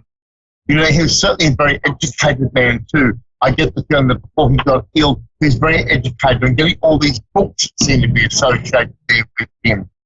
You know, he was a man who was sort of, you know, certainly was sort of highly intelligent. He's somebody who would have taught people, you know, either for his working life or his day-to-day life. I just get that energy directly there from him. You know, he's certainly very much there with you. You and him had a soulmate relationship. You had a sister-brother soulmate relationship, you know, and that's always going to be there. He's wanting you to become fired up about new projects. There's something about writing here as well. So I don't know whether you or your brother were involved in writing or you're looking at doing something on a written basis here. But he's wanting you to go forward with that. He's saying move forward there with your written projects, move forward there with your work projects, which you're certainly going to achieve a great there for yourself. Thank you very much, Donna. That's really good, Francis. I also got there, it's like she's quite hard on herself in some way. Yeah. And it's like, just to highlight, you know, you are worthy, you're doing a really good job.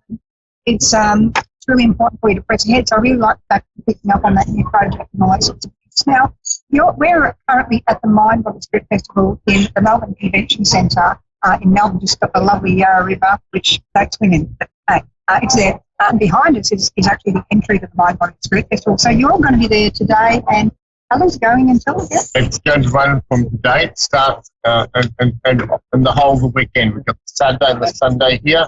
It starts at 10 a.m. finishes at 7 p.m. each night. So I'm located to stand C36.